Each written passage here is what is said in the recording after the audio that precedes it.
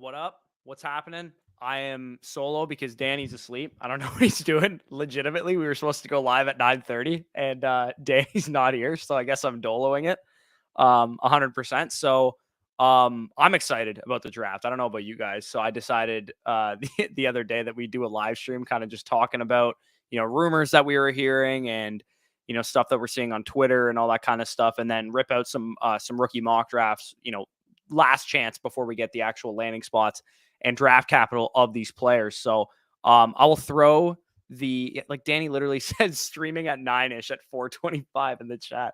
I'm dying. Anyway, I will throw the invite link to the draft in the YouTube chat for those of you guys that are in here. You guys can join there, and then those of you in the Discord as well, I'm throwing that also in there.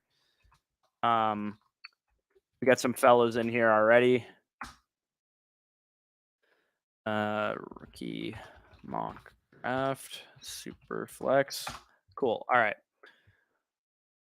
So we got Brock, first one in here. Let's fucking go. What up? Dotson to the Chiefs. Speak it into existence. I would love to see that. That would be blessed. 100%. I would love to see that shit. Looks like we got some mans filling up the draft pretty quick right now. So I'm going to share my screen here. All right. Let me zoom in so mans can see. All right. So hello, what's good? Spicy Hot, what up? Jeffrey, what's up? What's up? Smooth Criminal Entertainment, what's good?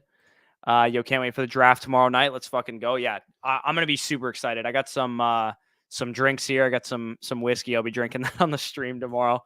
If you guys got nothing to do, grab a drink, hop in here with us. We'll be live reacting to every pick. I wish we could just like stream the draft, but unfortunately YouTube would take us down for doing that. But you know what I mean. Smooth Criminal Entertainment, what's good? Mono Ghost, what up, boys? Just me for the time being, but we have a full draft here. So final rookie mocks of the non-draft capital and landing spot era. So let's get it here. I'm gonna start this draft in a hot second. I'm literally not in. LOL. Thank you, Metzger Chef. All right, I'm in here. And he's trolling. All right. What up? What's good? Can't wait to see real life landing spots. No more speculation. Yeah, I'm with you. Okay, so let's start this draft here. This is a 4-round super flex rookie mock draft. We'll be doing this with no landing spots in mind. We're kind of just doing these based on player talent. Obviously, we'll see how these shake out. All right, I'm gonna randomize the draft order here. Randomize teams, and now we're gonna start. All right. All right, so it's a super flex draft. We got Risk Taker on the board with the 101. We got Dylan in the chat here. What's a good trade for Robert Woods right now? If you're looking for, win now receiver like Robert Woods, this is definitely the time to be buying guys like him. If you're looking for some depth for your team or some piece to put you over the top, I'd probably say if you're looking to get rid of like a rookie pick, if you can somehow get Robert Woods for like a pick after 206, like 207, 208, 209, somebody's enamored with the rookie class, they got rookie fever, I would probably go for something like that. If you're looking to trade a young guy away, maybe you can package like a Terrace Marshall type and like a 3rd-round rookie pick and get up to a guy like Robert Woods. So that'd be like something I'd be looking to do. Stoked. Can't wait. What's up, Bush? What's up, Showstopper? I'm going to be drinking heavy of my cold steak Watson or Pickens. I mean, to be fair, Brock, as much as I don't like those prospects that much, they're good fits for the Colts and what they need as like a complimentary receiver to Michael Pittman Jr. So I don't think it's I don't think it's the worst like landing spot whatsoever. Crap, I didn't get a spot. Rip. Yeah, I'll probably run another one of these. And if Danny decides to wake his ass up, then we'll definitely run more.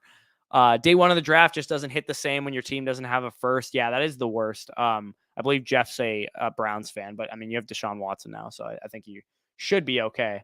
Looks like Bronny's on the board here. Goes Kenneth Walker at 103. So the first 2 picks, pretty chalky, right? Breece Hall, 101. Malik Willis, 102. Kenneth Walker, 103. Treylon Burks off the board to Dunny at 104. I pick at 107, actually. Garrett Wilson's going to go there. Leo's probably going to take Drake London, which means I'm going to probably have like a tier break here for me, but we'll see how this kind of shakes out. Yeah, there goes Drake London. That's who I would have picked for sure. My next best available player is Jahan Dotson.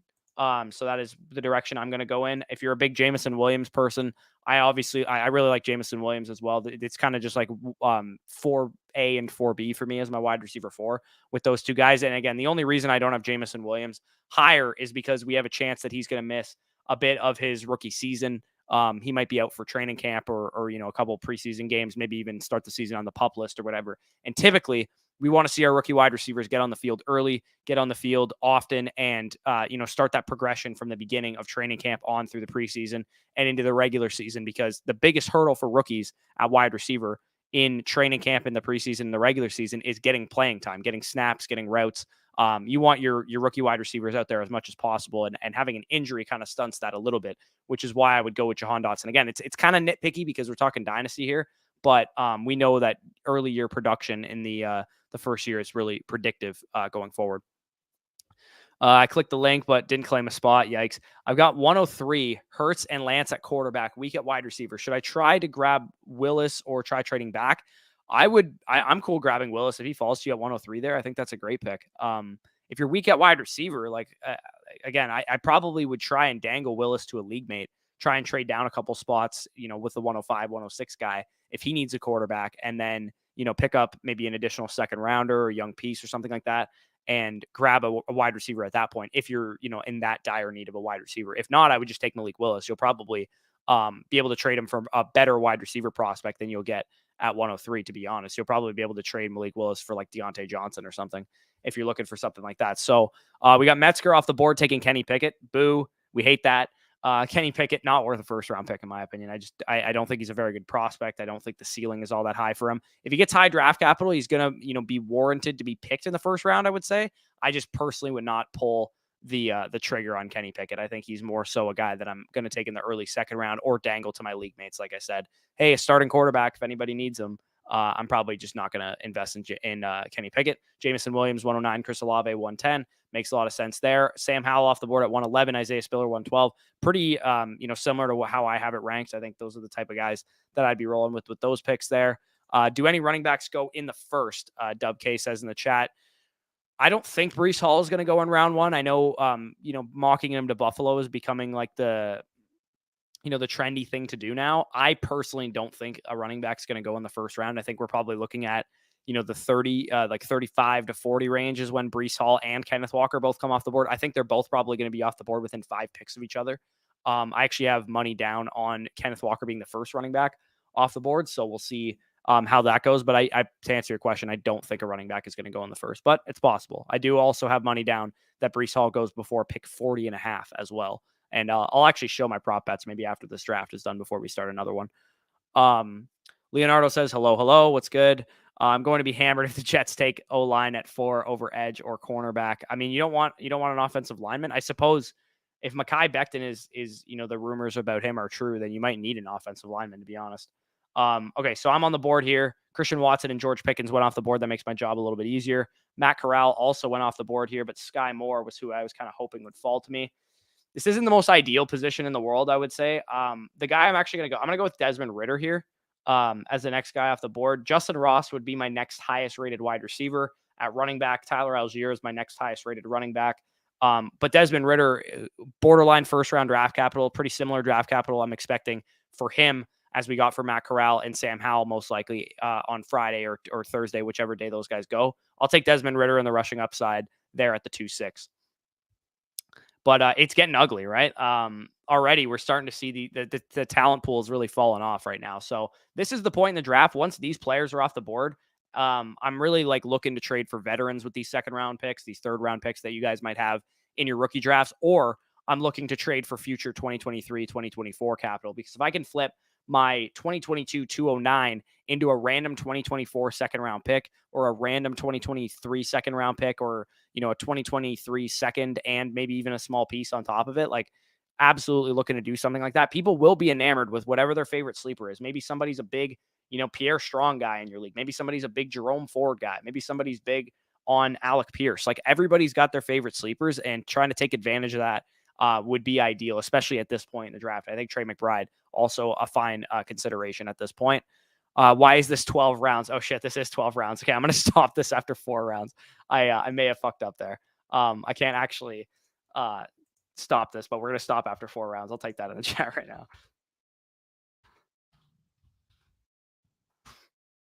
All right. I think Danny was planning on 9 go live, so he has another half hour nap. Yeah, big time. He knew I was going to be back around 9:30, so I don't know what he's doing. Right. I just think they'll have a steep development curve, and I want to win now. Yeah, that's definitely fair. With Watson and Pickens, they definitely could have a steep development curve. Williams is the best receiver in the draft period. I think you could make that case for sure if you wanted to claim that he was the best receiver in the draft. Before the injury, I have to take the injury into account. It's a speed wide receiver getting an ACL tear. And like I said, that developmental first training camp, first preseason, beginning of the season is really crucial to a wide receiver's development. So I have to be objective and say that may affect him. If he's back on the field for training camp, then maybe I'll, take that back. But nonetheless, even if Jameson Williams didn't get hurt, he'd probably still only be my wide receiver 3, not my wide receiver 1 or 2. Thoughts on trading for McCole Hardman? I mean, it depends what you can get him for. If you want to throw like a mid-third for him, sure, but I'm probably not going to give up anything more than that. It's 9 his time. Raps at 7, yes, sir. Hopefully the Raptors can come back. We got 2 games under our belt now. You love to see it. With Melvin Gordon coming back, yeah, I guess we haven't really given our thoughts on that. What do you think current reasonable trade price for Javonte is? Well, for starters, if you can get Javonte Williams for any rookie pick in this class, singular, I would rather have Javonte Williams than the 101 or any other pick. So right now, straight up, I'd rather have Javonte Williams than Breece Hall. And if you can get him for anything less than the 101, if it's like the 102, 103, 104, something like that, I would rather have that, or I'd rather have Javonte Williams than any of those picks. And I'd also rather have Javonte Williams than any 2023 first. Unless you can guarantee me that will be the 101, I'm going to take Javonte Williams over any 2023 first, early, mid, late, whatever the case is. I think a reasonable trade price, if you're looking to trade for Javonte Williams, is try and dangle 2 late ones in this class for it. If you can get Javonte Williams for like the 107 and the 110 this year, I think that is a perfect move because somebody, might be enamored with some of the wide receivers, and that's 2 first-round picks. That's, a pretty decent price to pay. But you might even be able to get him for less than that, to be honest. I'm actually on the clock right now. So I'm looking at the guys on the board. At running back, my highest rated guy would be Zonovan Knight from NC State. He'd be my highest rated running back currently on the board. My highest rated wide receiver would be between Jalen Tolbert and Khalil Shakir, which is the direction I'm probably going to go in here because I think they're probably a tier ahead of their other wide receivers there. I'm going to go with Jalen Tolbert. I haven't really talked about him too much. I'm not huge on Jalen Tolbert, but I do think he's going to be drafted probably in the top 3 rounds of the NFL draft. And anytime I can get, an upside swing at a deep threat, style of wide receiver who's probably going to go in the 2nd or 3rd round of the actual draft at the 3-7, I think that's, pretty solid value there. So I'll definitely take that pick. Jeffrey says Ritter over Willis and Howell / the rest of the class. So you think Ritter's the best quarterback in the class? I kind of disagree with you. I got to be honest. I watched Desmond Ritter and graded him today. For those of you guys that are patrons, I'll have his player card up tomorrow. But Desmond Ritter is just not accurate. That's just the way I can put it. He is the lowest catchable target rate in this class. He also has the lowest on target pass percentage in this class as well. So when you look at Willis and Howell and Corral and Pickett, even though these guys aren't like the model of accuracy themselves, they're much more accurate than Desmond Ritter. Desmond Ritter's got like some serious ball placement issues that I noticed, and his deep passing, while effective when he was able to be accurate, is not the most consistent thing in the world. He does a lot of things well, though. He has, obviously good and tangibles of what we heard through the draft process. Has a pretty solid arm, but not a great arm. Good mobility. He's a great athlete, obviously. Tested really well. But for the most part, I would say Ritter is probably like a 2nd-tier quarterback in this class for me. He's currently my quarterback 4. He reminded me a lot of like Marcus Mariota when I was watching him. Jets need to draft Sauce. Yeah, I tend to agree with you. I think that Sauce would be the perfect pick for them. Just traded Devontae Smith and T. Higgins for Patrick Mahomes in a super flex PPR. Did I take him to the woodshed? Yeah, I think you did. I would rather have Patrick Mahomes than both those wide receivers. As much as I like those guys, I mean, Patrick Mahomes is locked and loaded, secure, elite asset for the next, however long you want to talk about it here. Like he's just so much more valuable than those guys from a long-term perspective. So I'm actually back on the clock here. We have, again, just like a completely gross board. At this point in the draft, just take your shots on whoever you like. It really doesn't matter to me at this point. I know we got some closet Keontae Ingram folks On Twitter, I've seen a lot of the people that I trust. I know Graham Barfield kind of likes him. Our buddy Angelo likes Keontae Ingram.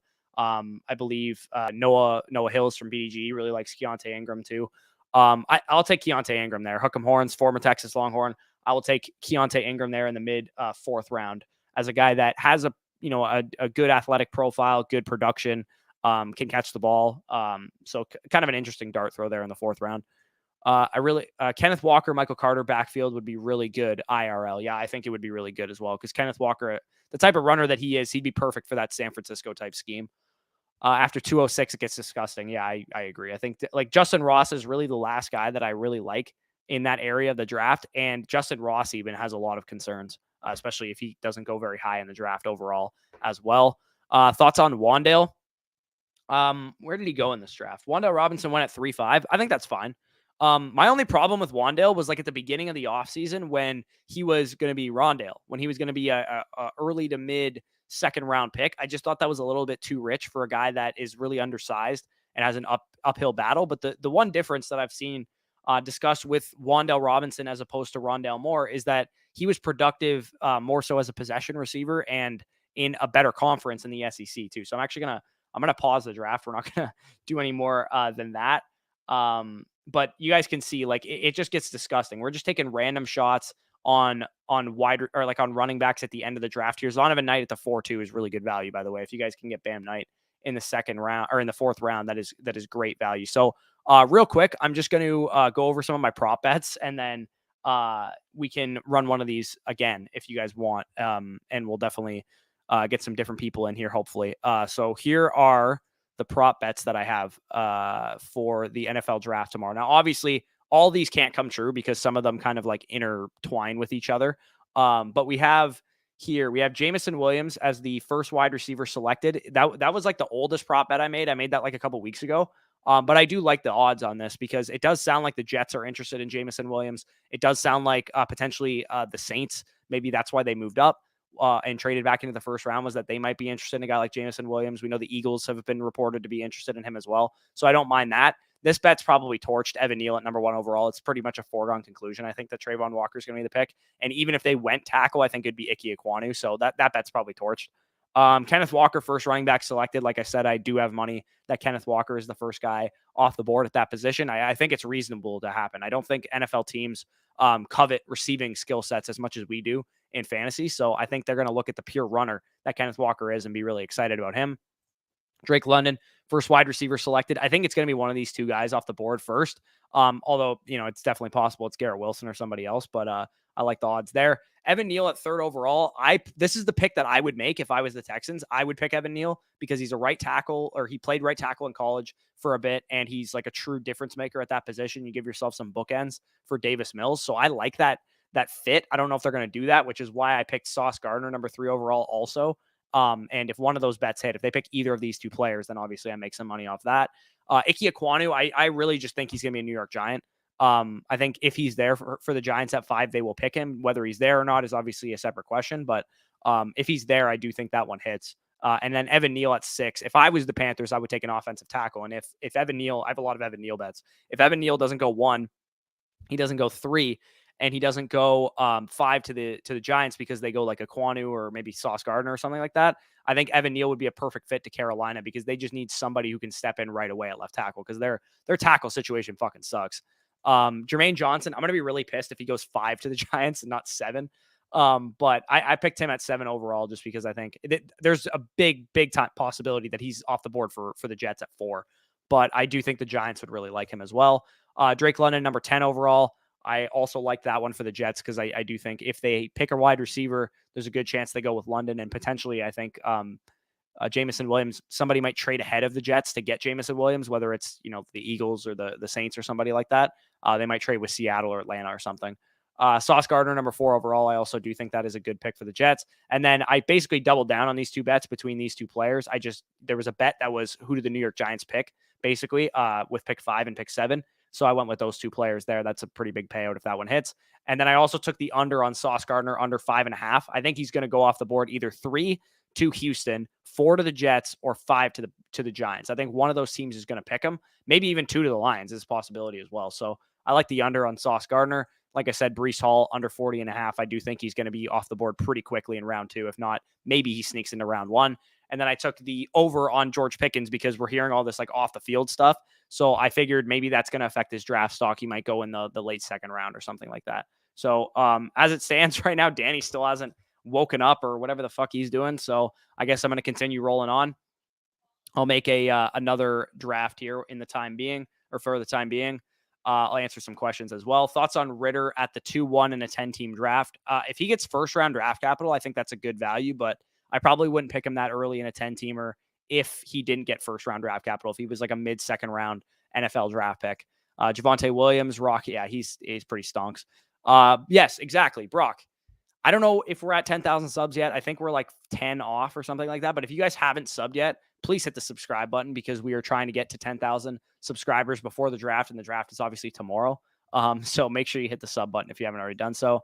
Ritter's overrated. Ew. Yeah, I mean, he's going to be all over the map for people, I think. I think NFL teams are going to have that view on every quarterback. They're either going to love Kenny Pickett or hate Kenny Pickett, or love Desmond Ridder or hate Desmond Ridder, or love Sam Howell or hate Sam Howell, or love Malik Willis or hate Malik Willis. Like, I do think everybody's going to be all over the map.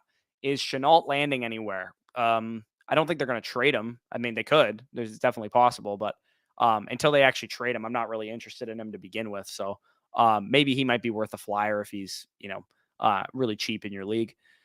We got to hit 10K tonight. Yes, please. If you guys haven't already subbed, go ahead and do so. That JMO trade is going to cash, I bet. Yeah, I do. I really do think that whoever drafts Jameson Williams, I think it's going to be a trade up team, whether it's the Eagles, the Saints, whoever, maybe Green Bay comes out of the woodworks. I have no idea, but I do think whoever selects Jameson Williams will be a trade up candidate. And I do think that he is going to be the first wide receiver off the board somewhere in the top 10 personally. What current players do you think you could get for a 201 and a 202 package deal?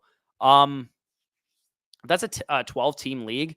I'd be curious to see if you could get any young wide receiver that might, have some question marks around them right now. I don't think you could get like DK Metcalf for that, but if you could get somebody in the like middle tier, plus maybe a piece on top of it, like I would be okay giving that up for like Devontae Smith. If somebody's not completely sold on him, I'd be okay giving that up for even like, honestly, I'd be okay giving that up for like Michael Pittman Jr. or Marquise Brown, Amon-Ra St. Brown, somebody like that. Maybe you could even get them to throw in a 3rd round pick on top of one of those players. I'd be looking for a young receiver for most likely with a package like that. For the most part, where does Darius Geis end up going? I don't really fucking care, to be honest. Darius Geis hasn't been productive even when he's been on the field in the NFL, and he obviously has so many off the field concerns. I'm gonna probably let my league mates take the cheese on Darius Geis. That JMO bet I can't type. Danny heard that the Cowboys wanted to trade up, so he's taking a depression nap. Facts. Bold prediction: Titans are out on Tannehill long term and take Ritter round 1. This is something that I've seen thrown out a million times about the Titans, is that they're going to take a quarterback round 1, and specifically Desmond Ridder is the one that I have seen floated out a bunch of times. So that's really interesting. If that happens, I'd be pretty shocked because Tannehill is still like on the hook for a lot of money. And I still honestly, like, one playoff game isn't enough to deter me from Tannehill being, a top 15 quarterback in the league, because he legit played on like a advanced metrics basis, like a top 10 quarterback over the last 2 years. He's been pretty solid, if I'm being honest. So I'd be shocked if that happened. But I mean, the NFL is a reactive league. Sometimes teams get sick of these players and they don't want to invest in them long term. And I just personally think it'd be a mistake to do that if I was Tennessee. So we got another 12-teamer. I'm gonna make this not fucking 12 rounds like I did last time. We are gonna go 1, 2, 3 here. Okay, so we got a 4-rounder again. If anybody different wants to get in, we'll see how the draft board kind of shakes up differently. I'll update this and then I'll copy the invite link, throw it in the chat if anybody in here wants to get in. Again, typically we'd have Danny in here, so that would be helpful, him being able to do this on the back end for me. But to reply to your tweet earlier, you were the Zach Wilson, Elijah Moore guy last year and now the Dotson guy this year. Yeah, so I saw some Twitter guy, Luke Sawhook, tweeted out, what does your following know you for? Like, who are you the truther for? And I was curious, like, what player do you most associate with like me? Do you think I'm like the J.K. Dobbins guy? Do you think I'm the Zach Wilson guy? I thought it would be like, before it would have probably been Henry Ruggs, but I mean, he's kind of a knucklehead. So Zach Wilson and J.K. Dobbins would probably be how I would describe myself. A bunch of people said Drake London. A couple people said Jahan Dotson as well. So we got a couple people filling this one up right now. I'm going to share my screen. I'm actually going to get this fucking brand stuff off the screen. Sorry, I didn't have that off the first time. So we have Efren says Breece Hall over Gibson in a dynasty draft. Yeah, absolutely. I would take Breece Hall over Antonio Gibson. I have Antonio Gibson right now as like a borderline top 9 or 10 dynasty running back, but I do have a little bit of concern with him to the point that he might be just like not putting it all together at the running back position. He hasn't been overly efficient in his career and he's been dealing with some injuries. So that is kind of a concern with him, but overall I still believe in him. He's still a young running back that I'm still willing to buy into, but I'm not as bullish on him as I was at one point in time. I'm going to throw this in the Discord chat as well so we can fill this up. Okay. I'm a Gibson owner. Yes, take Breece Hall all day. Yeah, I believe that is the correct response as well. We have KJ Hamler for the 3-2 in a 12-team Superflex Best Ball Dynasty. In Best Ball, I would rather have KJ Hamler because I think KJ Hamler is going to have some big weeks with Russell Wilson. I actually really, really love Superflex or for Best Ball Dynasty. I'm probably, if possible, going to like all the startups I do from now on are going to be Best Ball because I really like how it changes your strategy because you're not so much looking for the ceiling player that can turn into a wide receiver 1 as much as you are loading up on wide receiver 2-3 types that can give you good weeks. I really like that aspect of it for dynasty because and also I just like hate setting my lineup for a million dynasty leagues as well. Setting my lineup to me is like a redraft thing. I think of it that way. So I'm going to start the draft here. I'm going to start or reorder the draft here. Draft order, randomized teams. Let me also change the rules here. Go Superflex rookie draft. Okay, so it is a Superflex rookie draft. We got some fellas in here. Draft order is randomized. We're going to start the draft, and Majin Jr. is on the clock here. What players fall to the third round in rookie drafts that you would target? So I'm going to drop a video of my top 5 rookie sleepers right after the draft, like Monday or Tuesday after the draft. So if you guys have your rookie drafts like right away, I'll have you covered probably Monday after the draft. So I will cover that for you guys then. For the most part, like the guys that I'm targeting now, I'll just like go to the names. Oh my God, it's not fucking rookies. God damn it. I gotta end the draft. Sorry. I usually have people doing this for me. Fuck. I gotta restart this. Anyway. All right, let me focus on this so I don't fuck this up again. Draft settings, rookie, Superflex, so rookies only, 60 seconds, roster settings, and we should be good here. Bench, update. All right, this one should be correct. Let me just double check this. Rookies only, yep. Okay. So this time we will have the correct fucking settings here. So I will copy the invite link again and let you guys pop in here. My apologies for that. And then I'll throw it back in the Discord as well. All right. So yeah, like I said, I really like some of these other guys in the third round. I'm looking for some of these running backs, these like ambiguous guys, Dameon Pierce, Tyler Algier, Pierre Strong, Zonovan Knight, guys like that. I'm really looking forward to. Sorry if you guys, if you didn't get into this one and you got into the last one, my apologies for sure. Wide receiver. I'm looking at like guys like Khalil Shakir, Jalen Tolbert, Wan'Dale Robinson types once I get to the third round. And I'm probably not going to fuck around with Carson Strong or any other quarterbacks at that point. I don't think he's very good and not too excited about him. So this time we should be good to go. So draft settings, I will randomize the draft order, randomize teams. I'm actually picking first. Dope. All right. So I'm going to start the draft here. And here we go. So, I mean, again, we're not going off of landing spots. The only way that Breece Hall is not the 101 for me, because I am a little lower on Malik Willis just relative to his talent, because I love that. Like, I love that Malik Willis can run. But what I don't love about Malik Willis is that I don't know how good of a passer he's going to end up being. He has this like mythical ceiling that a lot of people like to talk about. But at the same time, like he might be too far gone as a passer for him to develop much more, because he has a lot of warts as a passer. And I think it's going to take a really, really good landing spot and a really, really good quarterback coach to coach that out of him, and also him to work really hard at it too.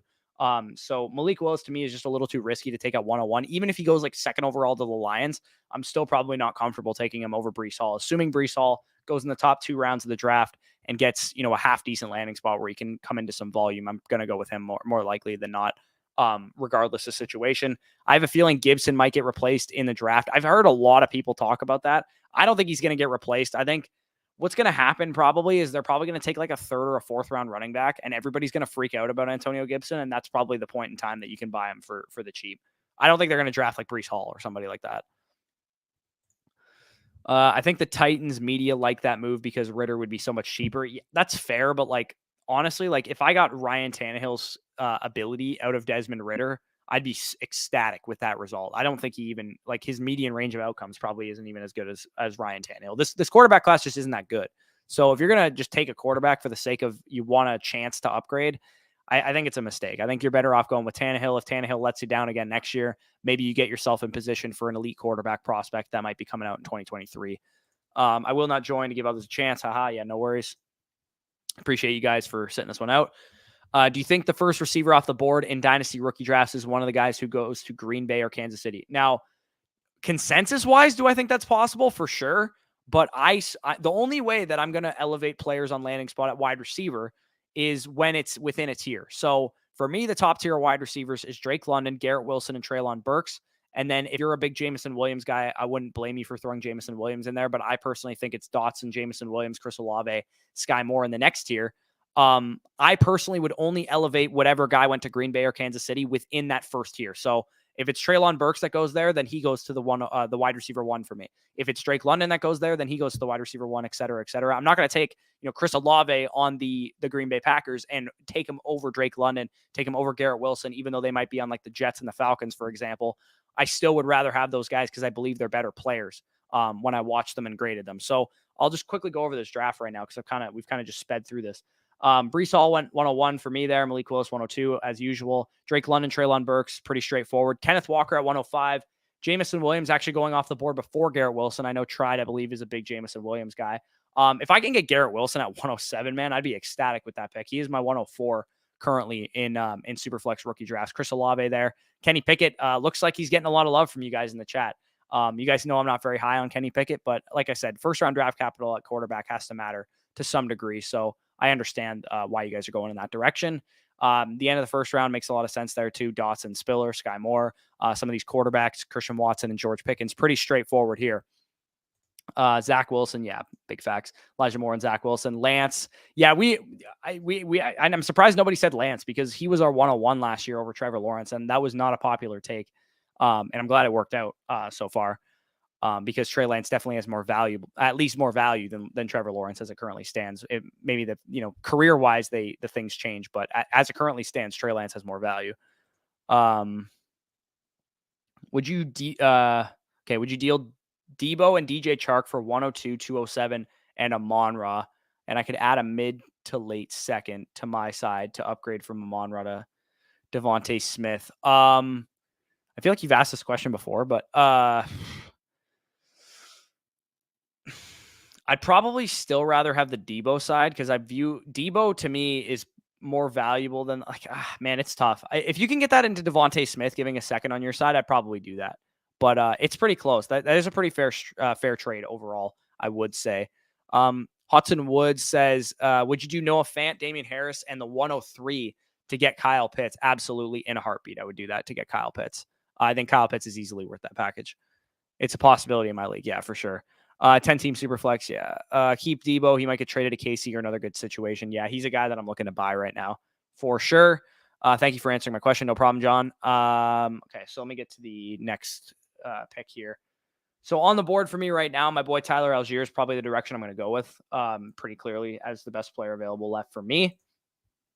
Yeah, there's like literally nobody that I can't believe Jared Garantano is the fourth or the next quarterback after Carson Strong.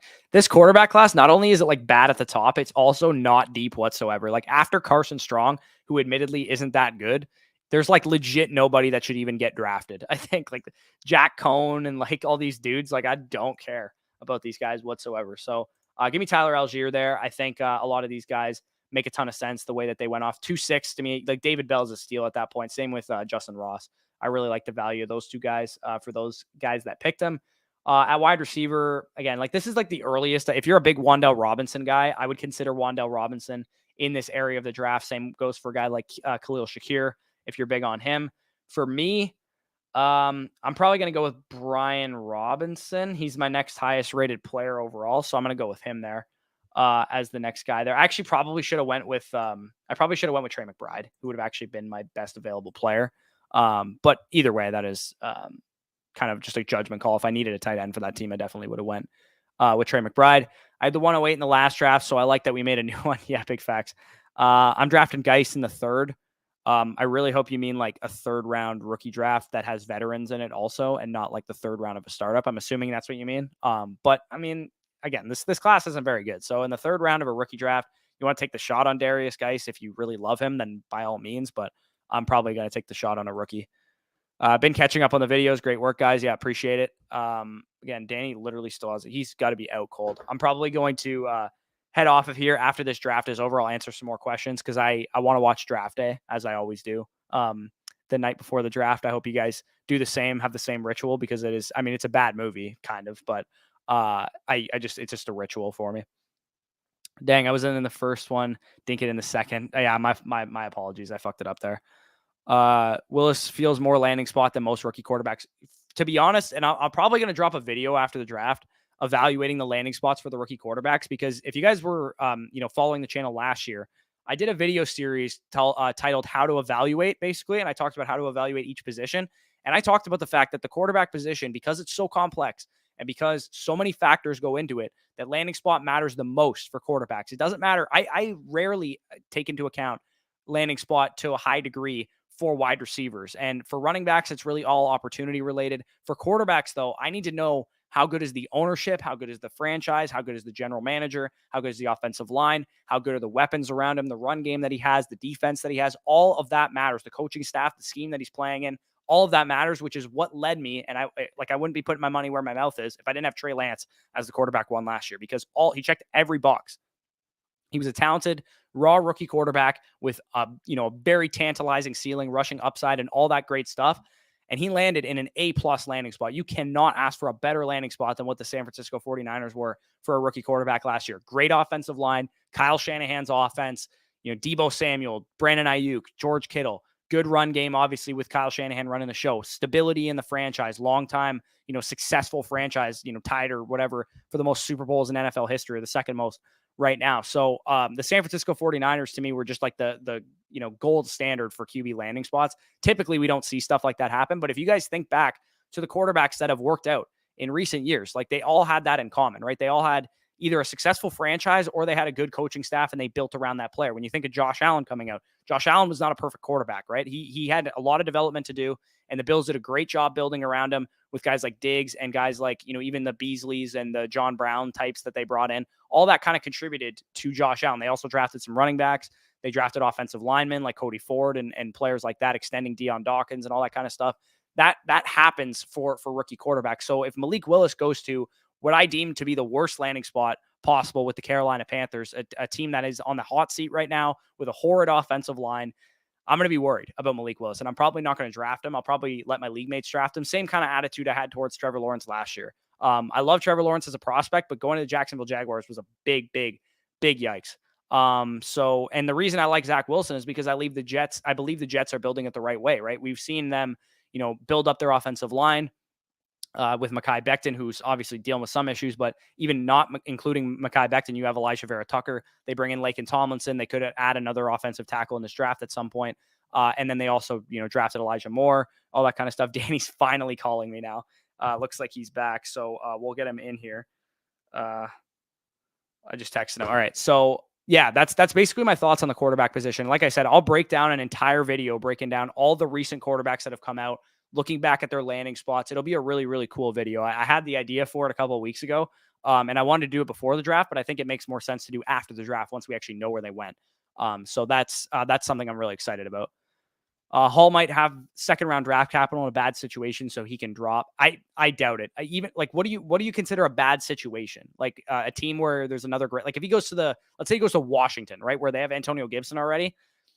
I'm not necessarily going to consider that a bad situation. Maybe year one, it's not the greatest situation because Gibson will be involved and McKissick is still there too. number one, I just don't think they're going to draft him. But number two, I think long-term in the second and third year, fourth year of Breece Hall's rookie contract, he should be the workhorse running back there if they spend a high second-round pick on the guy.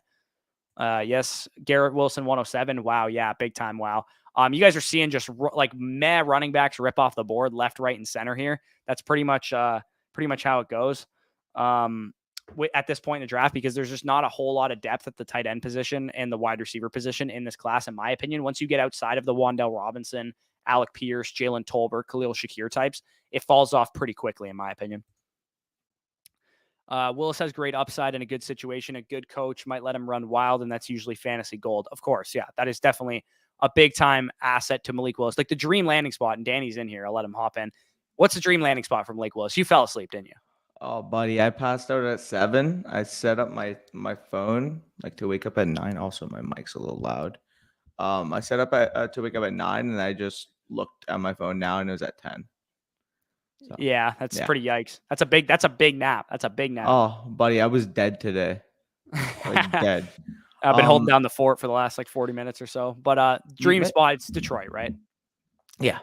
Like number 2, like even if it's not number 2, like, I mean, I guess it's not going to be 32 because he's not going to fall there. But even if they like traded back with 32 to get up to like 20 or 19 or 18 or something, using that 32nd pick and some other draft capital, regardless, if he goes to Detroit, that's a phenomenal situation. Great offensive line, good weapons.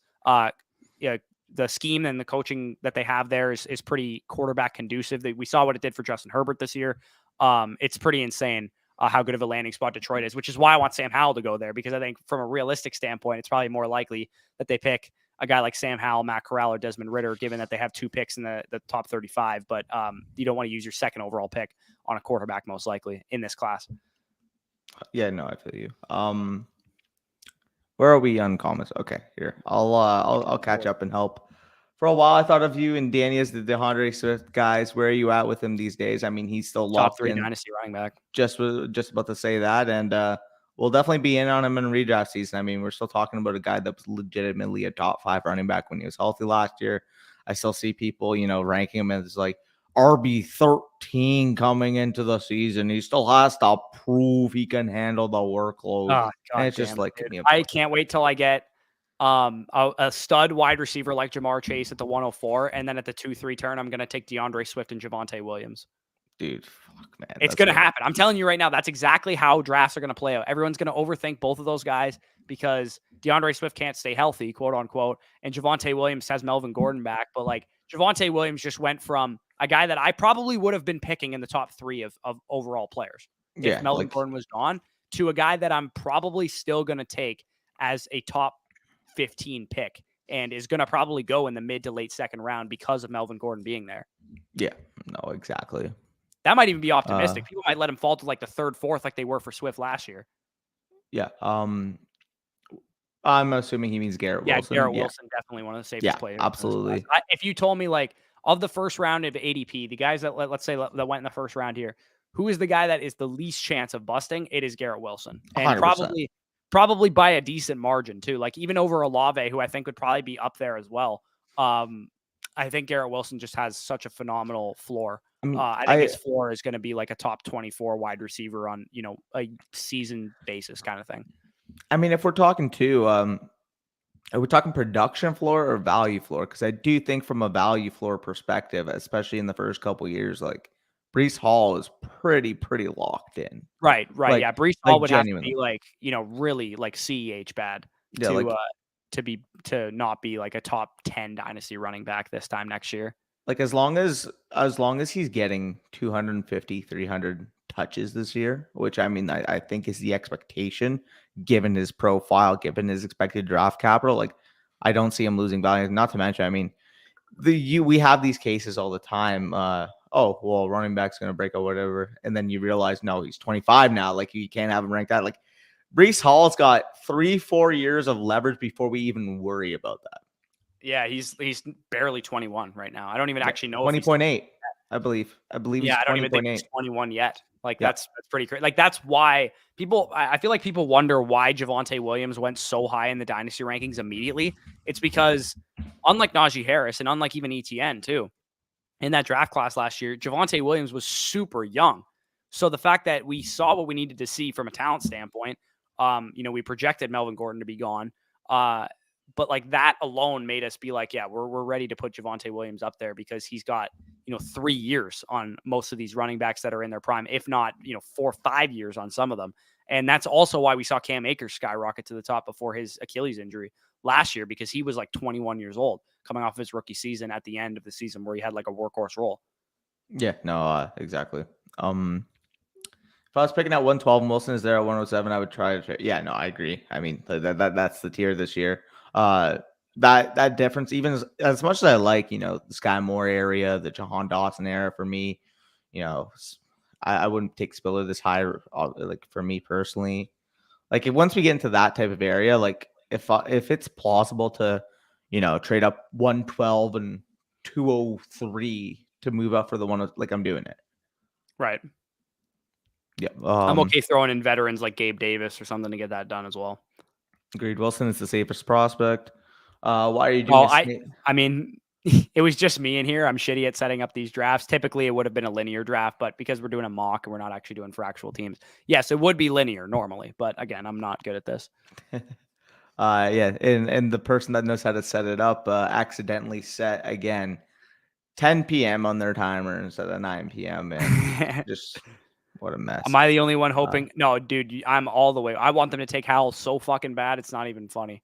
If Howell goes 32, what am I going to have to do if Howell goes 32 to the Lions in the draft? I'm going to have to, I'll take a shot or something. Like I'll do something.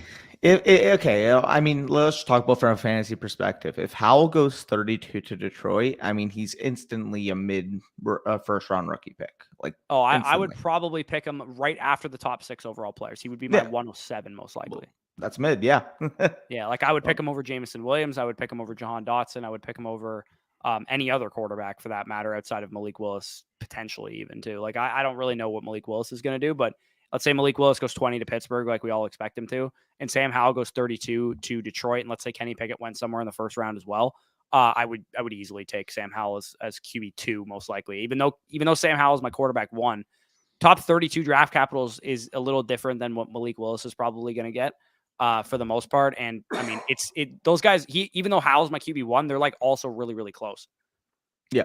No, I said, yeah, most people do is, Kamara, the like button. Hit the like button. Nice. Oh, whoops. I'm going on my, thinking right now, I mean, clearly, I'm a little behind things. Last time I checked, we were at 12 off of 10K. We are 9. We are 9 away right now. 9 away from 10K. There are 48 of you in here. I kind of want to hit it tomorrow on the live stream, so maybe like hold off on it. But like, it would be dope if you don't hold off on it. Yeah, don't hold off on it, dude. That was a stupid comment. If you guys want to hit the subscribe button now, go ahead and do it. I already know spicy odds out there. I love Sam Howell. That's too rich. Like he ain't a poor man's Allen. He ain't got the ceiling that Josh Allen had coming out. The way that I think Sam Howell can develop is the way that like how the ceiling I envision for a guy like Dak Prescott, maybe Zach Wilson, somebody like the ceiling is similar to that. I think like for fancy, yeah. I think what you're talking about is probably like, I don't want to say Burrow too, like a Burrow ceiling from a fantasy perspective, not necessarily like real life NFL quarterback, but that is, I mean, the high like clouds in the sky, like ceiling projection for Sam Howell. Answer a couple comments. I'll be back in 2 minutes. I got to piss like a racehorse because I just woke up. And then we can run another mock draft if you're down or something. Yeah, I'm down to run another. All right, bet. What's up, Bush? What's going on? One other trade I have that I'm going to do tonight is CEH in the 110 for Elijah Mitchell and Allen Robinson. Big steal. Yeah. If you're in any position to compete, I think that's a great move. Allen Robinson, I would rather, the way I kind of break this trade down is Elijah Mitchell, I'd rather have than CEH pretty comfortably. And if you're competitive, if you're a competing team, I'd rather have Allen Robinson than the 110 as well. Can't wait for the 2023 class. You and me both, brother. We're going to have, Danny's kind of already talked about it before. We're going to have like a dual mock draft, basically, right after the draft, knowing what we know about the 2022 class of the top 2 rounds of 2023 players and 2022 players. Obviously, with the 2022 players, we know their draft capital and their landing spot. But we're going to see, like, Breece Hall's the 101 this year, but, like, how far does he fall if we include 2023 players? How far does, Malik Willis fall if we include the quarterbacks in next year's class, or if we include the wide receivers in next year's class? How far does, Drake London and some of these guys fall? We'll have to see how it shakes out, but that should be an interesting exercise to help you guys get a good idea of what your rookie picks are worth if you're trying to trade out of the first round this year into next year's class. Because if we have, let's say, Breece Hall is the 104 off the board or something like that, and we have Bijan Robinson ahead of him and CJ Stroud ahead of him and, Bryce Young ahead of him, then hey, if I want to trade my 101 away, I need a top 3 pick in next year's class to do that. Theoretically is how that would kind of work. Willis has been linked to the Steelers. Oh yeah, all day, every day he's linked to the Steelers. As you saw, I was watching earlier, and you know what? Why was Mac complaining about getting drafted at 15 versus 7? Yeah, the money is different, but it is enough for his nephews to tumble. I'm not actually sure what you're talking about right now, not gonna lie. Why is Algier the 212 when he's not even drafted in any mocks? Talk about a reach. Because Algier's the 4th best running back in this class. In my grading system, we don't know what his ADP is going to be. We don't really know where any of these rookie running backs are going to go outside of Walker and Hall and probably Spiller. Like, we have no idea what NFL teams are going to value. Are they going to value guys like James Cook and, Tyler Beatty types, or are they going to value Brian Robinson, Tyler Algier, tone setter types? We really don't have any idea where any of these, running backs 4 through 15 are going to go in the NFL draft. If Tyler Algier goes in the 7th round of the NFL draft or undrafted, he's definitely not going to be the 212 for me. But if he goes in the 3rd round, which I think is very, very possible, he's a very productive player for a team that had a lot of attention around it last year, especially with the quarterback going 2nd overall.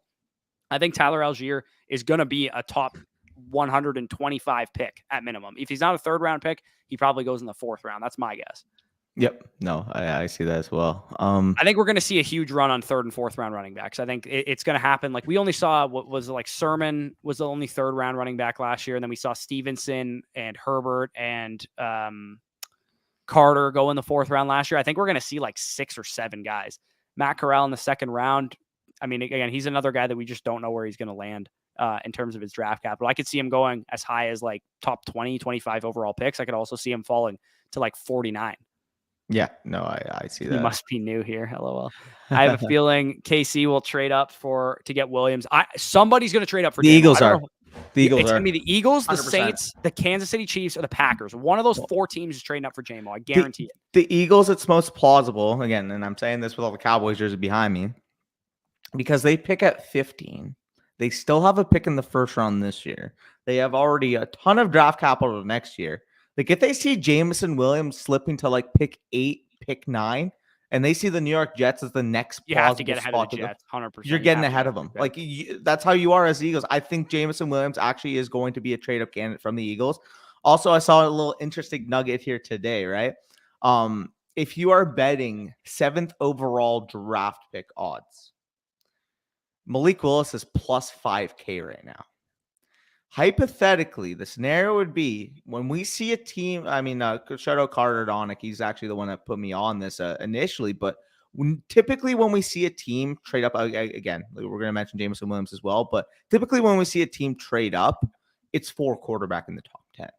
The most rumored spot to move down is number 7 overall at New York. Why would that be? 8 Atlanta and 9 Seattle. Correct.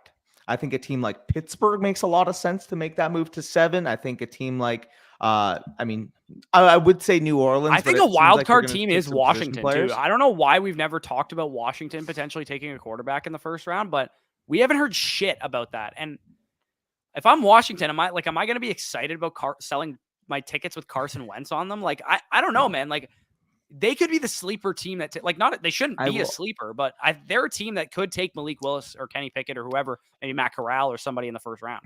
I will tell you right now, if on draft day tomorrow we see a team trade up to 7 and take Malik Willis, I put a $20 bet to make 1K on that.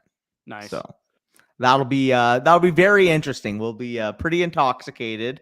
We'll have a good time on the stream, and yeah, I'll probably be very, very excited if I see that happen at 7.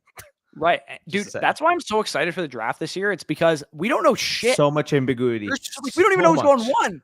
It's crazy. Last year was like we knew Lawrence is going 1, Wilson's going 2, one of Mac Jones, Justin Fields, or Trey Lance is going 3. And honestly, most of us assumed Kyle Pitts and Jamar Chase were going 4 and 5 too. So Yeah. like we kind of knew for the most part, like a lot of these players, especially at least the like players where they're about going to be drafted, are going to go off the board. A lot of people knew an Alabama wide receiver was going to the Dolphins too. Like it's pretty crazy to think that like we really have no idea where any, like I think if you had to make a bet right now, life dependent on it, player to team, would you be able to do it? Outside, I guess Trayvon Walker to the Jags would be the easiest one to make probably, but would you even make that one? There's none that like truly stick out. There's Again, none. Like I last think year would have been easy. You take Trevor Lawrence to the Jags, you take Zach Wilson to the Jets, you take somebody like that. I believe that the locked in one is, but I think the then I Texans are say taking top Sauce. tackle. I think the Texans are going I to think take it's Sauce. Stingley. I think You they're think taking it's Stingley. Stingley, eh? I think they're taking Stingley. Right. And And Sosa did that on our mock draft that we recorded with him yesterday.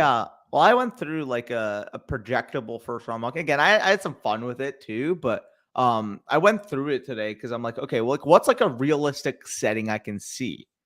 And I'll just show it quickly right now. But basically, I went through the first round, projected some straights. Keep in mind, this isn't like fully like up to par. This is me, trying to project trades. But I saw a comment in here from Brock saying, "You hearing, Jerry Jones wants to trade up. If a guy like Kayvon Thibodeau's falling down the board, you go up and you trade up and get him. I don't care if it costs a 2023 first, whatever the fuck you have to do to get up to 10, 11, whatever you need to do to get Kayvon Thibodeau, you go up and you get him." If I was to like semi-predict what was happening, like I think Carolina's going quarterback, man. I genuinely do. Like, how can they afford to convince their fan base that, oh yeah, no, Sam Darnold's the guy going into 2022? Because Sam Darnold's better than Kenny Pickett. I agree. But I feel like at number 6 They're overall, both equally terrible.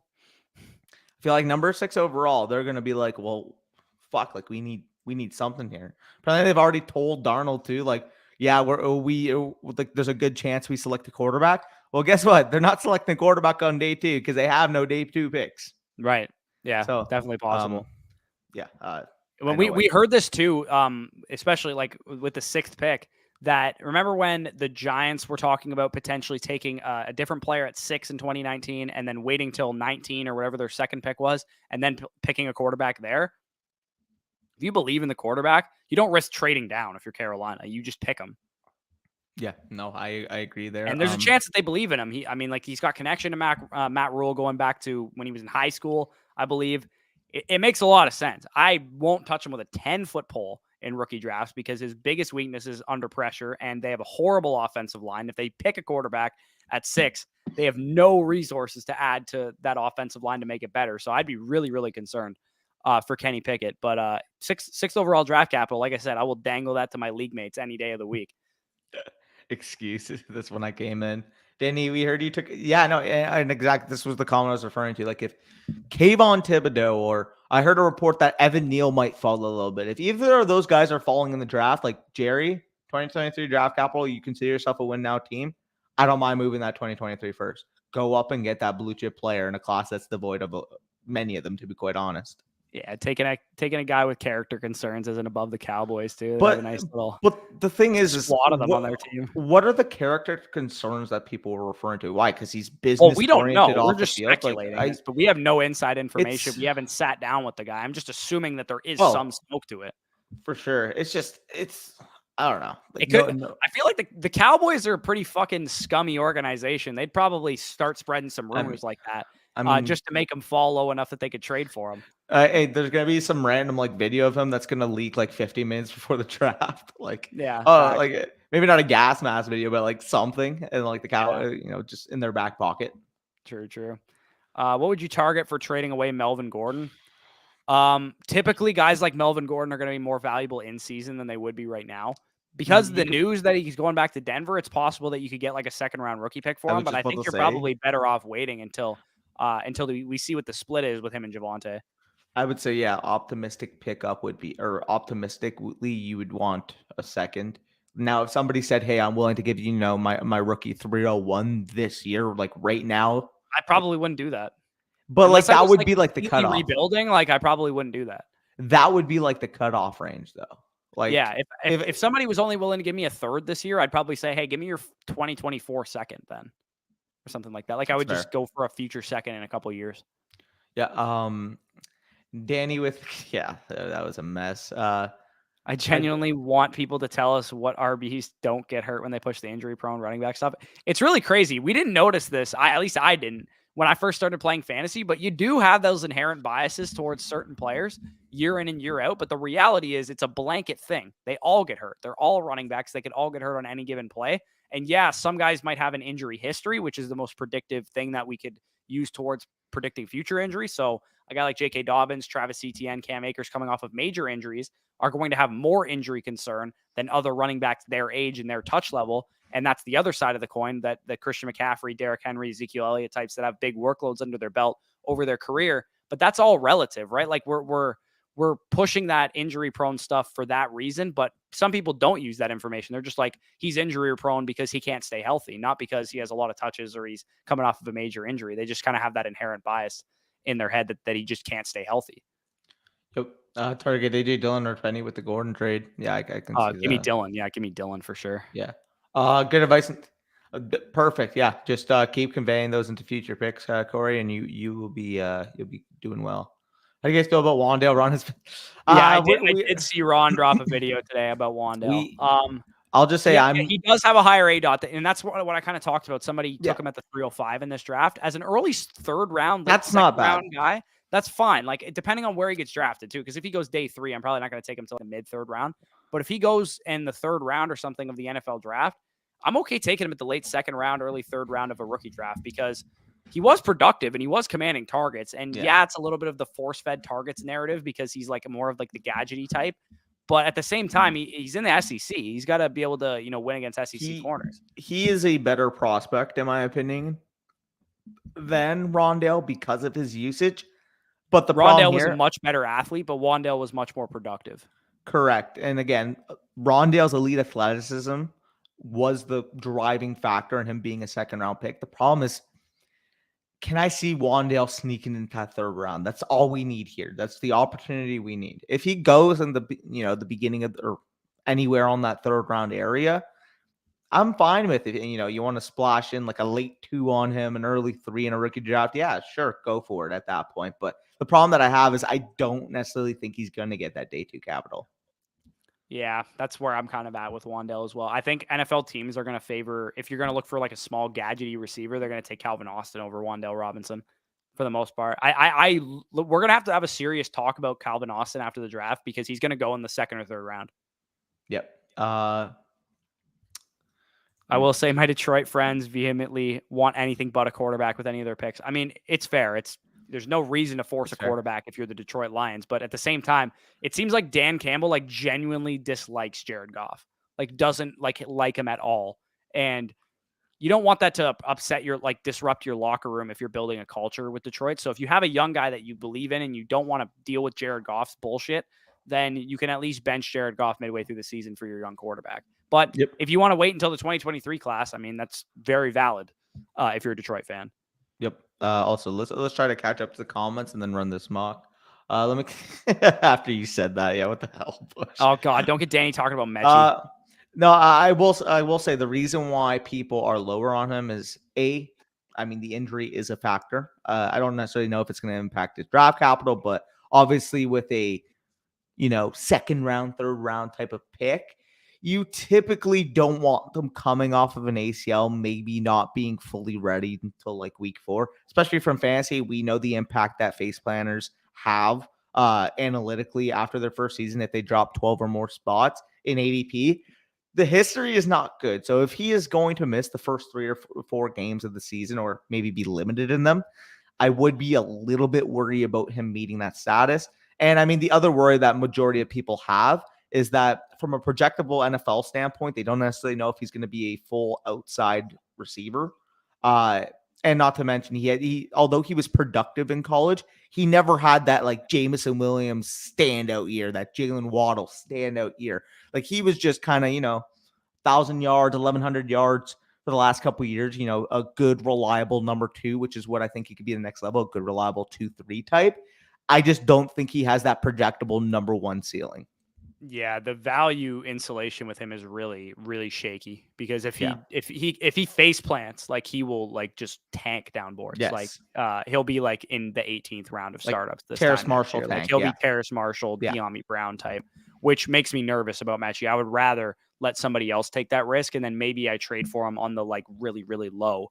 You're not Later buying on. face planners. I'm not buying face planners for the So most you're part. not going to own Mechie. But like at least with Mechie, if he face Yeah. plants next year, we have the history of like the first year off the ACL tear. Typically, players aren't that good, but at the same time, it's going to affect his value if that's the case. So, Yep. What would it take for you to sell 101? I mean, if you're looking for a running back, I would sell 101 for either of DeAndre Swift, Javonte Williams, Najee Harris, or Jonathan Taylor. Obviously, I but no wouldn't one will sell give it you- for Najee personally. I personally would. I think The reason I know that, you like mean, hate Najee Harris, but like I don't at the hate same him. I time- hate At that the he's same fucking. time, there is not another running back in the NFL that is going to get the workload that Najee Harris will get. And I'm not a big volume as king guy, but like when it comes to that type of workload, like you kind of have to respect it. I don't hate Najee Harris. What I hate is that he's going to be applying for ARP after fucking his first contract, his first rookie deal. Oh, he's yeah, going to be for applying sure. for And- senior citizenship. Right. That's not that like again, he's gonna have a lot of value though. Like for he's gonna the hold next value 2 as long as he's on his rookie contract for the with next Steelers. 2 years maybe, but I already know that by the time he's 25, 26, there's going to be degenerates out there like me and you that are going to be like, sell this running back. He's at the age. Oh, I'll be apex. selling Najee after next year. But that's what I'm saying. If you know instantly, like, yeah, no, like I'm going to be flipping him within the year. Like Breece Hall, we expect to be able to have, and maybe not a full Najee Harris workload, but even 90% of a Najee Harris workload. You're getting that at 20.9 years old. You know that from a value insulation standpoint, that you're going to be holding great value on this guy at least for the longevity of his rookie deal. That's why I would prefer an asset like Breece Hall. It sucks. I mean, Javonte's the perfect guy to trade for with the 101, though. If you don't Yeah. want Breece Hall, you don't want to spend the 101, go trade for Javonte Williams because I would rather have Javonte Williams than Breece Hall, even despite Gordon coming back. Yeah, I know. I'm pulling George Pickens at 109, and my one quarterback is my hope. Thoughts on him versus Dotson? It is not Dotson. even a fucking question for me which one's the better prospect. I take Dotson by a country mile. Dude, he's so I know, good. like I man. know that He's like so good. ceiling is better with George Pickens, but I don't think he's likely to hit that But, ceiling. like- And Jahan Dotson has a high ceiling also. Like, are you like, what's Dotson floor if he gets one first round draft pick? Like Darnell Mooney? Yeah, I think that's probably his floor. Like, maybe not like dead floor, because I mean Mooney's still like a 1K yard type of receiver, but like I wouldn't even call that like his median. It's a range of low end outcome. range of outcomes for him, I would say. Yeah. Yeah. So Like I think Dotson's just like when you turn the tape on and watch them play football, like it's not close. Like I know Dotson's 5'11", 178 pounds, and that scares people. And like for some reason, I keep hearing people talk about this. They're like, Elijah Moore's not really a capable number one. I'm like, why not? because people have Because he's bias. because he's small. Like Yeah. I don't give a shit. Yeah, People people said it have about size Jalen bias. Waddle too. People say it about Deontay Johnson. Like it doesn't matter. You don't need to be huge in the NFL to be a capable number one anymore. If you can command an elite target share, I don't really give a shit how big you are. And Jahan Dotson can command an elite target share, and George Pickens did not in college. Yep. So rant aside, what would you be willing to trade for Leonard Fournette? If I'm a contender, I'm okay giving up a late first. Yeah. No, I would too. I'd be fine with that. How bad is the CEH fall? The 2020 rookie RB1 versus a third rounder rookie in Mitchell. Yeah, give me Elijah Mitchell for sure. What a mess. Talking about draft, potentially. He was productive. Like, you got to give him that. Yeah, definitely. I mean, you could tell me any take. You told me Julius Chestnut. You literally you could say any name as a 5th round sleeper, and you could literally talk about fucking the names from the Key and Peele. Julius Chestnut. Yeah, like genuinely. That's not a real person. That's not like, a real person. Like, bro, like you could like genuinely speaking, like RB's like 4 on this year. If you were to tell me that my RB13 is your RB4, like I'm gonna be like, okay, fair. Like genuinely, like that's how like ambiguous this is. Dude, I'm seeing a lot of people buzz up the Toledo kid now, eh? Go Kovac. Yeah, Kovac. I'm seeing a lot of people talk him up. Yeah, I've been seeing that. We'll see if he actually gets draft capital, because I don't think he there's actually any way gets that drafted. guy. That's what I was about to say. I'm like, is there any way that guy actually gets drafted? Like, we'll see. Second Christmas tomorrow. Can't wait. Yeah. which is why I want to like probably head off of here before 11 so I can watch draft day and not yeah. Here, so we'll quickly catch up to a couple comments then. About 20 minutes from 11. So wait, you got to remind me. I'm way too Oh, so he said something about like this. tumbling nephews, and I honestly just didn't understand what he was saying. So maybe you'll have to elaborate. Dapper Yeah, Dan in the house. Nice. That's a nice nickname for you. I know I'm a draft degenerate when I like day 2 as much as day 1. I like it like more. Day 2 more. Yeah. Honestly, there's more rounds. There, your own team, your own favorite team picks twice most of the time or multiple times, and it's more fantasy relevant players typically because running backs typically don't go in the first round. And there's a chance this year that we get more quarterbacks in the second round than we usually get too. Day 2 and 3. If the Eagles take Williams, no, definitely. I mean, Williams is a coverage dictator, and it'd be a perfect pick. Yeah. Like I would love that for Devontae Smith if Jameson Williams went there. 100%. Which you could sports. Yeah. The first pick that surprised me last year was Horn at 8. Yeah, it surprised me that the Panthers took him. It didn't surprise me that he went that high. It surprised me that Carolina was the one who picked him. But then the next surprise was literally the pick right after. Like nobody in their mother expected nobody expected him to be a Bronco. Nobody. Everybody in their mock everybody was like slam dunk. He's gonna be a Cowboy, like 100%. Everybody knew it was coming. Everybody had one of. You must be. I'd be a little salty if I mean, you got Micah Parsons. Like I don't think you should be. I was just about to say, I'm like, I actually forgot that you got Micah Parsons instead of those guys for a half second there. But like, we got a potential Hall of Fame talent. Like. But I mean, like, if you guys all like at the same time, if you had Horn or Diggs or our defense isn't even close to as good as it was last year. With Diggs on the other side, it would have been really cool. It would have been awesome. If there wasn't Micah Parsons in the draft, like I mean, he basically played pass rusher. Is more important. Dude, like Parsons hitting was the main reason why our defense took the turn, especially with DeMarcus Lawrence missing half of the season, the freaking season. I mean, it just kind of goes to show, like, you're talking about a 22-year-old rookie last year who basically changed his defense. Like, I don't like throwing out like Hall of Fame type of comps, but man, like, how could you not say, like, after year 1, maybe it's a little hyperbolic, but like he just had one of the best defensive rookie seasons of all time. To be fair, Devin White changed his defense in year 1 too. Not as much as fucking Parsons did, obviously, but like he changed the way that we played. With the speed that he had on the back end, the run defense is just absurd. It's just different, man.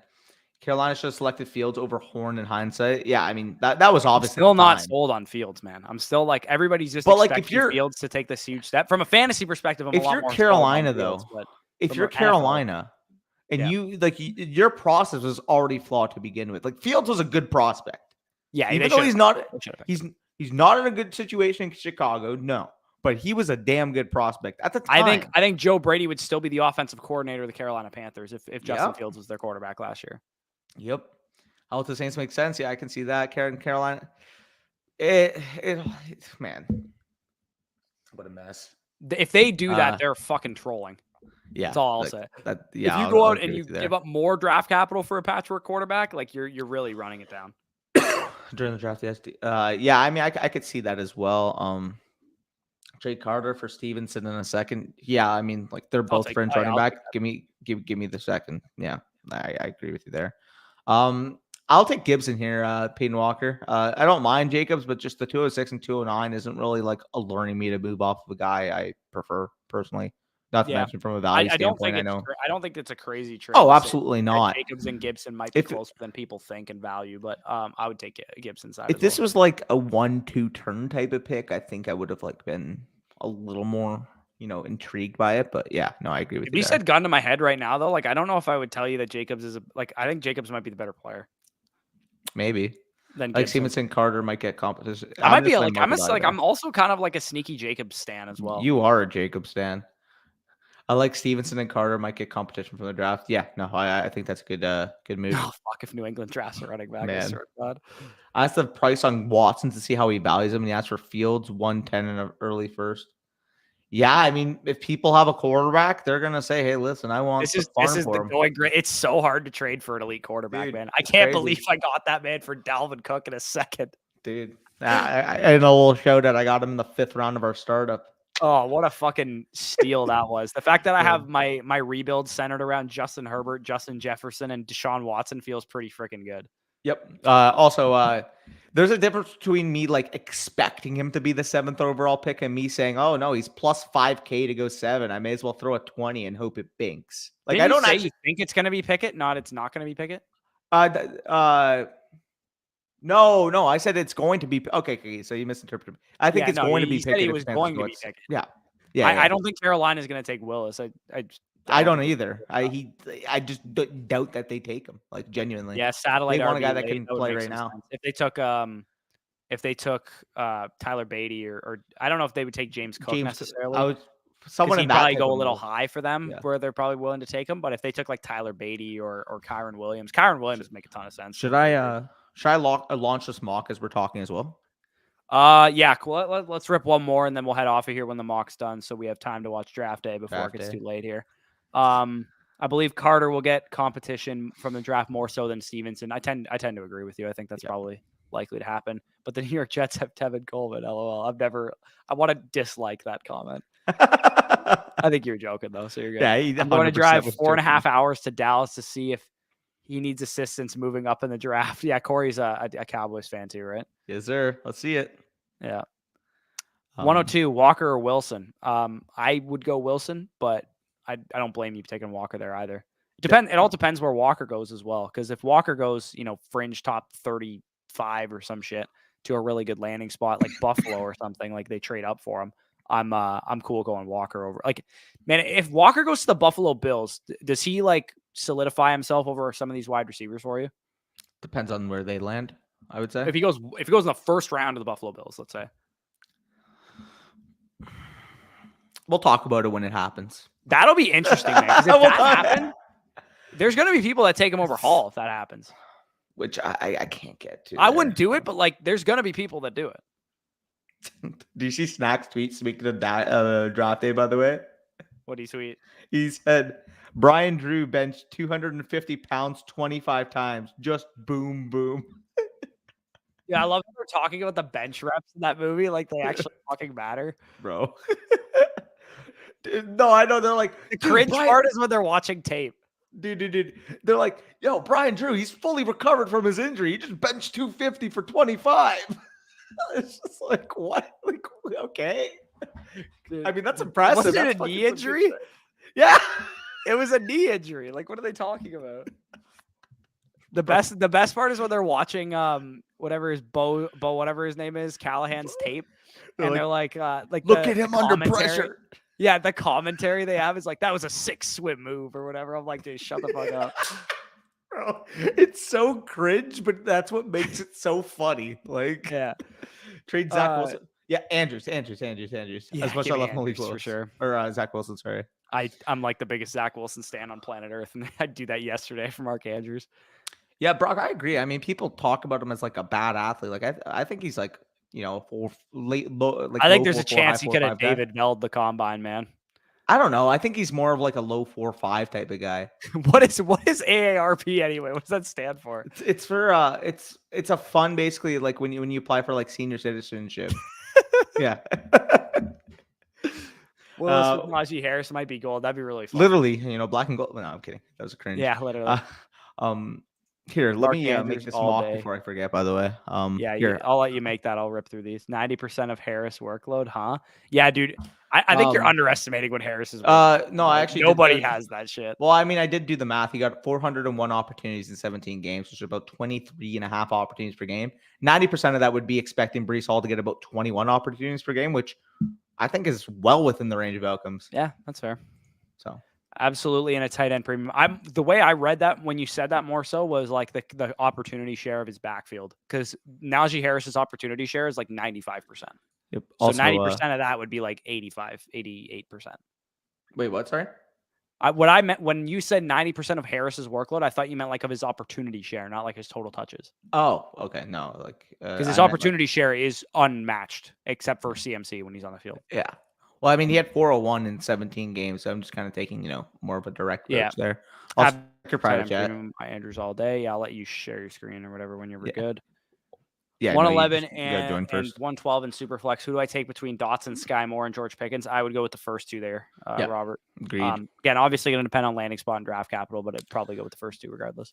I mean, I think Buffalo would still be sneaky because we saw the way Singletary was deployed down the stretch last year. So I mean, don't think he would get a huge workload in Buffalo though. I think he'd be maybe more so not. of an efficiency guy, like He- 65% opportunity share type of dude. I doubt he would get a 350 touch workload in Buffalo. Yeah, no, that's fair. I think Atlanta, Houston, and Jets. I don't think he'd get that even in New York. I think Houston and Atlanta are probably the only two teams he could go to where he'd get like a workhorse role. I just think if the Jets take him high, like they have no excuse not to feed him. Yeah. If you're taking him at 38 overall, like he's your workhorse. Like Carter's a also, fine player, like, but is he's he your not the workhorse. perfect pick for Houston? I know everyone's like, oh, you shouldn't pick a running back when you're rebuilding, but like, I mean, just pick talented players. If he's on the board there, he's worth that pick, and he's going to help whoever your quarterback is. The problem I have with that is, given the current market, you would want to typically hit on players at valuable positions. So if you're of course, saying, but like if he's the best player on your board, which he probably would be if he's there at 37, like I don't know about you, but this draft class isn't very strong from like pick 15 to like 50. There's like a million second-round talents. Dotson's median outcome could be, yeah, I mean that could be a decent case. Thanks, fellas. Anytime. You guys trade CMC straight up for Mark Andrews in a half PPR, Superflex half PPR league? No, I'd rather have CMC. Yeah. Would you take 101 and 110 for Javonte Williams? Give me Javonte in the first there. Like what? Oh, what the fuck? Yeah, I would rather have Javonte. I would rather have Javonte Williams than the 101 and the 110. That's a little closer because I mean it's probably fair, but I'd still rather have Javonte. Yeah, that's fair. Traded Pickens for Olave in my debit. Yeah, I prefer Olave there. Good deal. Easily. Keep Javonte. Would you trade 102 and 105? What would you? Who would you take with 102 and 105 in a rookie draft? Assuming this is super flex, Breece Hall's probably going to go 1.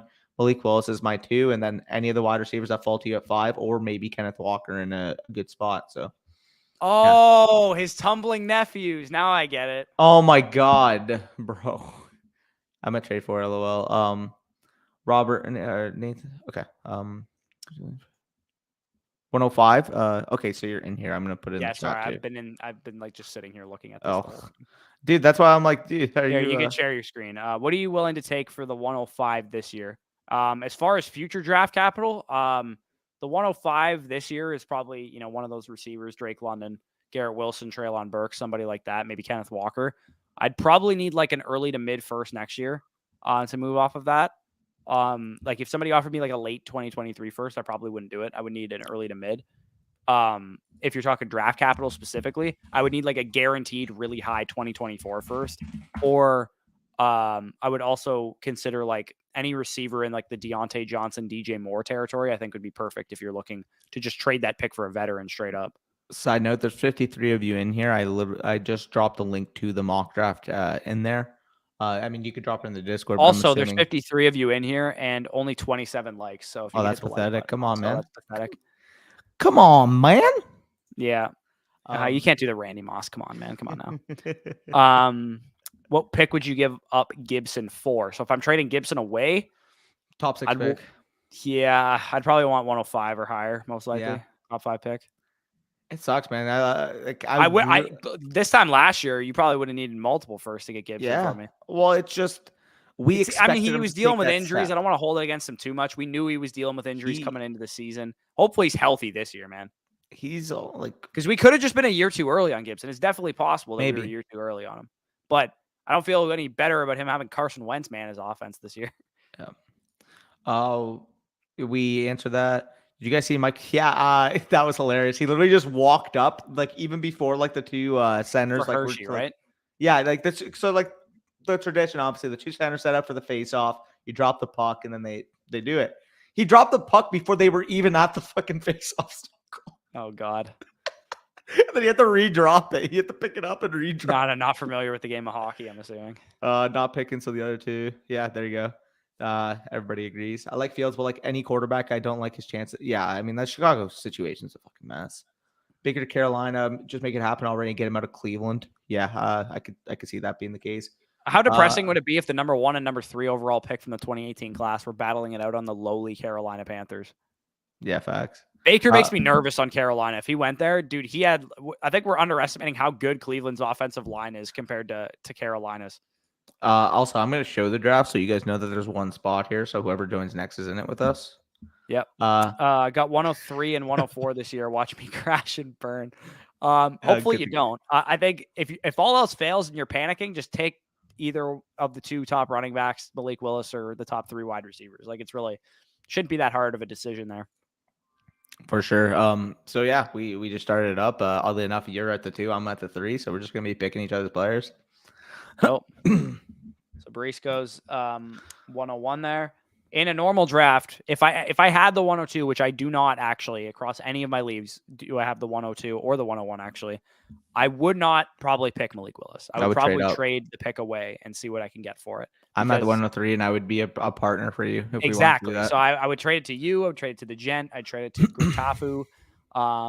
Any of these dudes, I'd be like, hey, you guys want Malik Willis? Cool. Give me your 104 and your 2023 second or a young piece or something like that. And I would just trade down because like as much as I think Malik Willis is good and maybe I would need more than the 2023 second because he's a quarterback, I don't feel comfortable picking him, to be honest. But I will pick him here because this is probably how I'm I got to turn down that. Wow. Yeah, you do not want to have that. New England is taking a running back late 100%. Yeah, just book Kyron Williams to the New England Patriots. It's going to happen. I'm also going to quickly say, typically I would just come up here, take my wide receiver one, Treylon Burks, prior to the draft. Obviously, if you have your rookie draft, I'm going to mix it up. I'm going to pretend like, Kenneth Walker goes to Buffalo. Kenneth Walker goes to the Jets. Kenneth Walker gets a good spot. Never take Walker here. I'm going to throw it in. I'm going to mix it in here. Yeah, thankfully, this is the last day that we have to talk like this also. Yes. I'm kind of getting sick of talking about it. So thankfully, this is the last day that we're going to have to be like, oh, if Kenneth Walker goes first round, if he goes second round, he goes to this team. Like, I guess not the last day because Friday is more likely when he's going to get drafted. But yeah, little annoying talking about hypothetical landing spots at this point. Hack the planet. Well, is Kenneth Walker projected to go number 2 in a one quarterback? I would say he's probably the consensus 102 in one quarterback league. I would still, again, I'd probably still take most of the receivers ahead of him, but I would too. The general consensus is that he's the 102. I would too. I just mixed it in here to kind of show you guys a different perspective because I think I talk about fading running backs like 95% of the time on this channel. So I personally spice it up, but yeah, I think the majority of people are going to prefer Walker to the receivers, even though I took Walker here, I would still value the receivers slightly higher. Yeah. Raiders versus Niners game this year in Vegas. That's huge. 16 teams, super flex, 6 point per passing touchdown. Holy fuck. Just how valuable are they're worth your firstborn. Gold. They're worth your firstborn. Genuinely. Like firstborn child. You'd have to fucking pry Justin Herbert, like Josh Allen, those type of quarterbacks from my cold, dead hands. There's no way I would trade any of those quarterbacks. They're like untradeable. I need like 4 ones and like an elite player. Yep. Facts. That was hilarious. Because he's the number 2 running. Yeah. No. Exactly. What about the dollar bill or whatever that he fucking or the $100 bill? He's okay. You could. Dude. I'll give this back. Or you can give me this back when I win you the Super Bowl or whatever. He didn't win he didn't read the playbook. The bill was still in there. Yeah. He's the only one to commit to the lie. Yeah. I could make some soup drink. Dude, anytime you could incorporate soup into this channel, I'm all for it. Bush loves his soup. Soup is my favorite food. It's the greatest food of all time. Hey, Cairo, I had some soup for lunch today. Hey, Cairo, you're on the clock. Oh, Cairo's on the clock. Yes, he is. I'm holding my draft hot takes until tomorrow. Dude, these are going to be so fucking fun. Going pick by pick, trying to figure out who's like going to go next and shit. Hopefully Malcolm Kuntz doesn't go again. Oh, the Raiders. That was fucking hilarious last year. Yeah, honestly though. I might like pull up the Snoop Dogg who meme anytime somebody that I don't know gets picked. Who? Bro, Malcolm Kuntz was an OG. If you know on the channel, I'll just say that. Yeah. John Snyder. There we go. American Association of Retired People. That's going to be Najee Harris by his second contract. What about Marlon Mack? Vontae Mack is what I'm going to be watching tonight. But what about Marlon Mack? Is that the sleeper meme? Oh. How does this affect Marlon Mack? Do you remember when every time Sleeper would post a new like update or like a fantasy football alert, everybody would spam the comments? How does this affect Marlon Mack? Facts. Jeez, it took Also, y'all so long to get it. Haha, yeah, literally. just going to quickly take my pick. I mean, you went Corral. I'm going to go with Desmond Ritter. I'll let somebody else take Kenny Pickett because the guy reeks, I'm afraid. Yeah, guy is actually fucking butter cheeks. I'm not I've liking not Danny taken that until back. yeah, literally take that back. Seriously. Name me more than actually name me 5 better defensive rookie seasons than what we just saw from Micah Parsons because I don't think you can do it. Derwin James. Derwin James over Micah Parsons. I mean, he had a great rookie season. Oh, you crazy, bro. He was I don't think you dominant. realize how productive Micah Parsons was on a limited snap basis. Yeah, no, he was great. As a rusher, too. I said Kamara, the like button, guys. Yeah, literally smash that like button or hit that like button. I'm setting a halt to 107 for London. If London goes 107, oh my God. Yeah, 107 dude, London. That is so free. I would take London 107 even if he went to the Eagles. Dude, like I would have considered him obviously post draft. Like right now, I'd take Burks at 103, but like if he goes 10 and Burks goes, late first to a team that I think doesn't know how to use him, like London is well worth any pick up here. So 107, if you can get him there in your rookie drafts, like go thank your league mates for that value. Let's just say that. What do you think of Max Borghi? I mean, he'll be lucky to hear his name called on draft day, I think. Remember when people were calling him the next CMC because he had like 85 receptions in his sophomore year? It's the Washington State offense, man. Would you sell the idea of Kenneth Walker and trade back to? Yeah, I mean, I would personally prefer to do that because I mean, realistically, anybody in that top 6 is pretty similar to me. And you're getting a free 2023 second, and what's going to be a really good class. Sign me up. Yep, for sure. Any recommendations for the 103? I have it in both leagues. One league I have JT, Swift, Javonte, and Mitchell, so I need a wide receiver. The other I have Gibson, Swift, and Akers. I don't think you need a back badly in that league with those 3 running backs. Yeah. Again, the direction I would go, assuming Willis and Hall go off the board 101 and 102, I'd go with Drake London at the 103 and probably both spots. But if you really, really want to go with Kenneth Walker in the second league, I don't blame you for it. Or if you want to go with Wilson or Burks, doesn't really matter. I think most people like Walker at 2 just because you can get a much better receiver. That is fair. It's probably why people think that. For me personally, I don't think of, I need a certain position. I'm just taking best player available regardless. So you will always get yourself into trouble when you take a position under that mindset in your rookie draft. The only time you ever do it is if it's in the same tier and you can stomach the fact that like you're gonna pass potentially on an equally valuable talent. But like last year, people did it. Like in our rookie draft, some guy took Mac Jones ahead of fucking Kyle Pitts. And I got Kyle Pitts. Yeah, like Bush was pissed. You need a quarterback, like you shouldn't be taking, Mac quarterback prospects like this year, for example. If Kenny Pickett goes, if he goes 106 to the Panthers in the actual NFL draft, and people are starting to take Kenny Pickett as a top 5, top 6, top 7 pick in Superflex drafts, like you're going to be passing on like potentially Garrett Wilson, Treylon Burks types for at best quarterback. Yep. I'm more excited about Friday than tomorrow, to be honest. Yeah, I'm the same way. PPR Superflex, I was offered 107 Devontae Parker for Terry McLaurin, Mitchell Trubisky in the 206. I am personally taking the Terry McLaurin side there. Like, I would say Terry is probably pretty comparable with the 107, and then Mitchell Trubisky is currently a starting quarterback in the 206. Yeah, I would take still valuable. Trubisky Terry side for sure. What teams would make you not take Walker 102? Well, I mean, for starters, a team that doesn't give him a receiving workload or opportunity to receive a receiving workload. Because so the Jets, yeah, I mean, pretty much. Though I do think if Breece Hall landed with the Jets, he would command a receiving worklood. It's hard. Like I probably wouldn't take Walker 102 regardless, unless he went to like the I wouldn't Bills either. Or something. But it's tough with Walker. I think he means if he goes to any team that's not like if he goes to the Texans with a workhorse role, I'm still probably not going to take him 102. No, I think he's more so rationalize it. The volume will be there for the most part. I think he's more so referring to a one quarterback because I mean his Superflex is pretty like. I'm gonna put Leonardo in a fucking timeout for that comment. What do you say? Oh no! You know who you're dealing with, Leonardo. We're dealing with a monster. Clevelander has ever used the word soda ever? Yeah, no, it's pop. It's pop. Yeah, dude, it's pop in Canada too. We don't say soda 100%. Around here. Soup in the wintertime is facts. I eat soup in fucking 40-degree weather, so That sleeper meme is the worst. It's almost as Oh, bad as 40 Celsius. Dude. Sorry, 40 Celsius. Oh. Degree weather.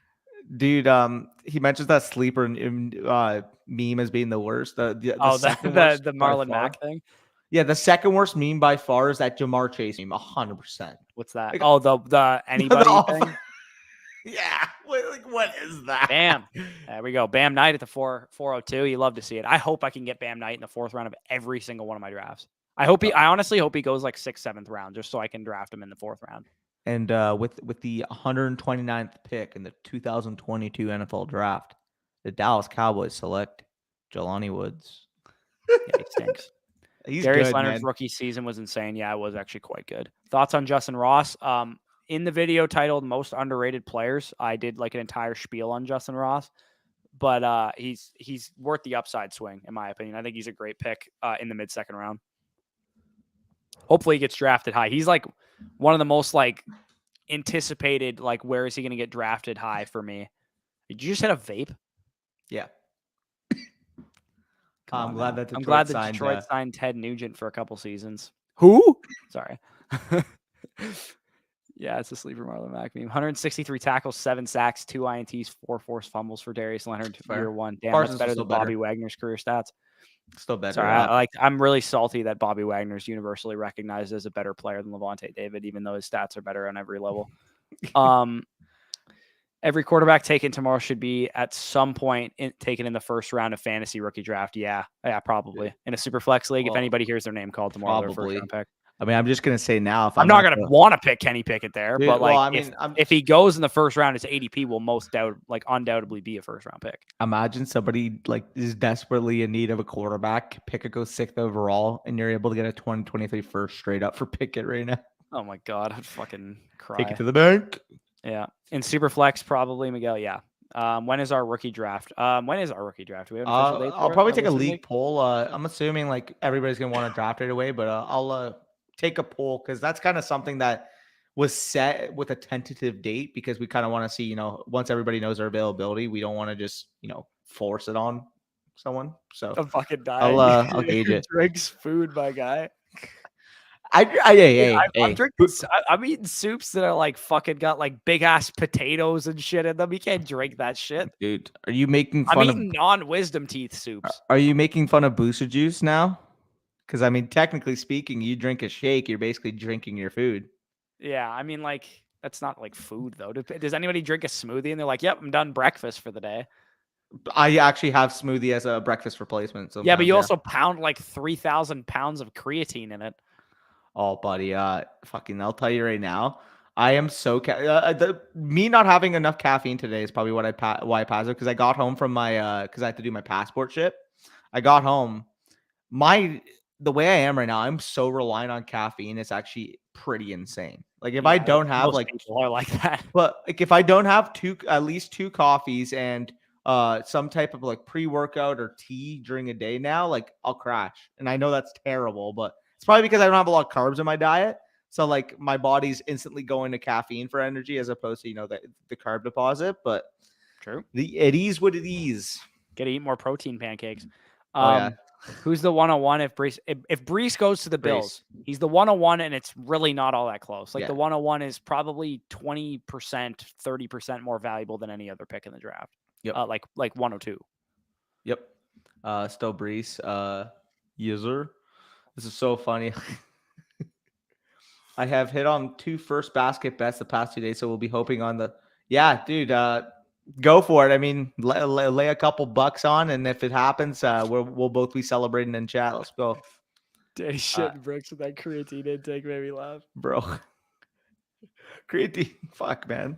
Creatine's the worst. Anyway, I don't actually. Sorry, I got some CC here for tomorrow night, so I'll be ripping some Ryan Gingers probably, and I'll tell you a shot if Sam Howell goes to the Lions. I'll do it. I'll tell you right now too. I have about 7 bottles of Nono's wine waiting in my freaking closet right now. So wine's a good call for the draft. I feel like I kind of wanted to get a little crazy and get like tequila or some shit. Yeah, I mean, like, I don't know.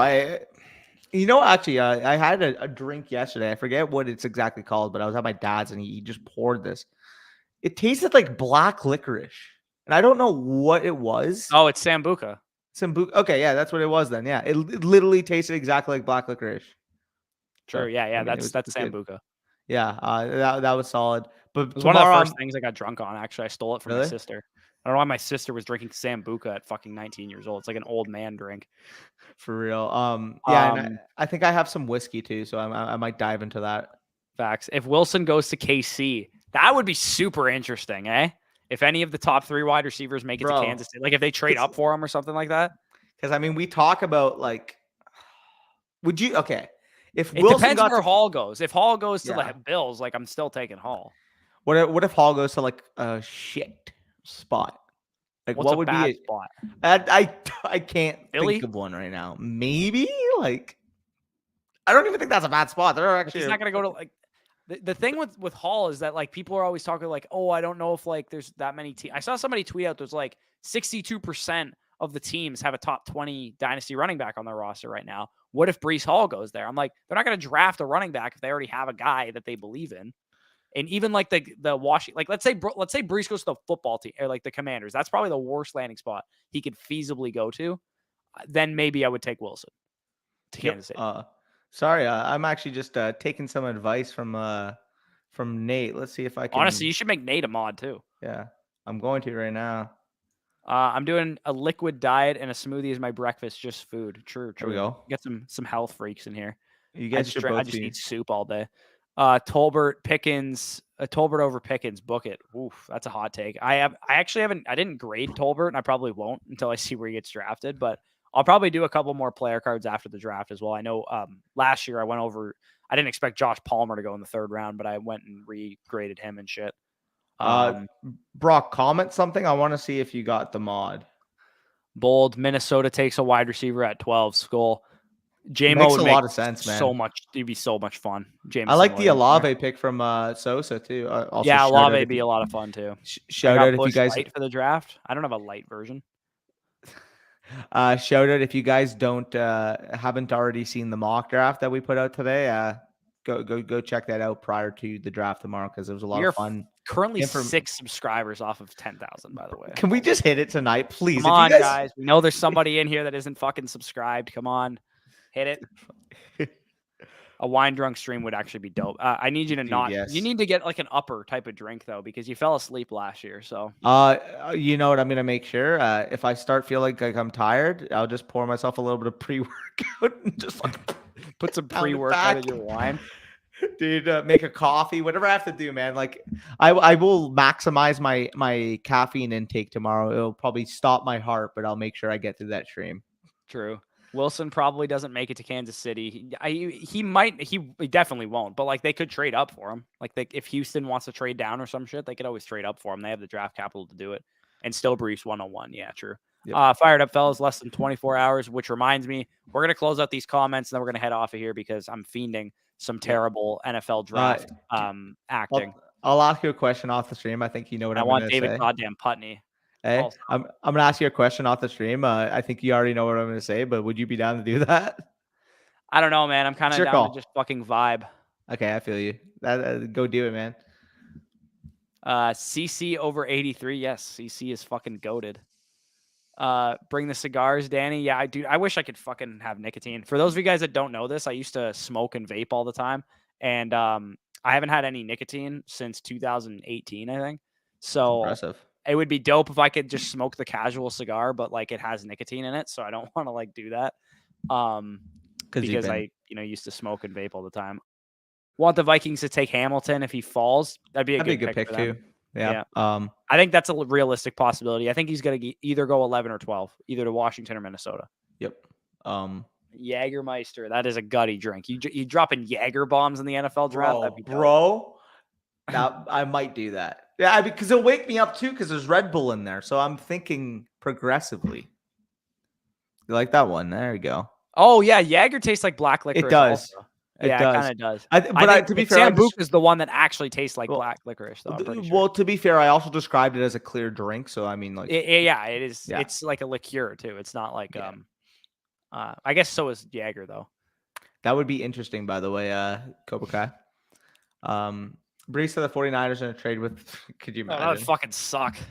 I don't want Kyle Shanahan being involved with Brees Hall's life. Fuck. For who? Jeff. Who did I mention as Dallas? Dallas would not be a bad spot for Brees Hall at all. Dude, that'd be a good spot for him because Zeke's done after the year. Yeah, like I would be happy about that. It's probably not the greatest year one spot for him, but it's a great spot for him long term. Yeah. Colts would be a shit spot. Yeah, like that's what I mean though. Like they would never draft a running back. Yeah. Brees Hall somehow going to the yeah, fuck. Sambuca's an old Greek. Also an Italian drink. Nice. Yeah. Sky Moore to Indy, please. I'm also rooting for that as well. I think that'd be great.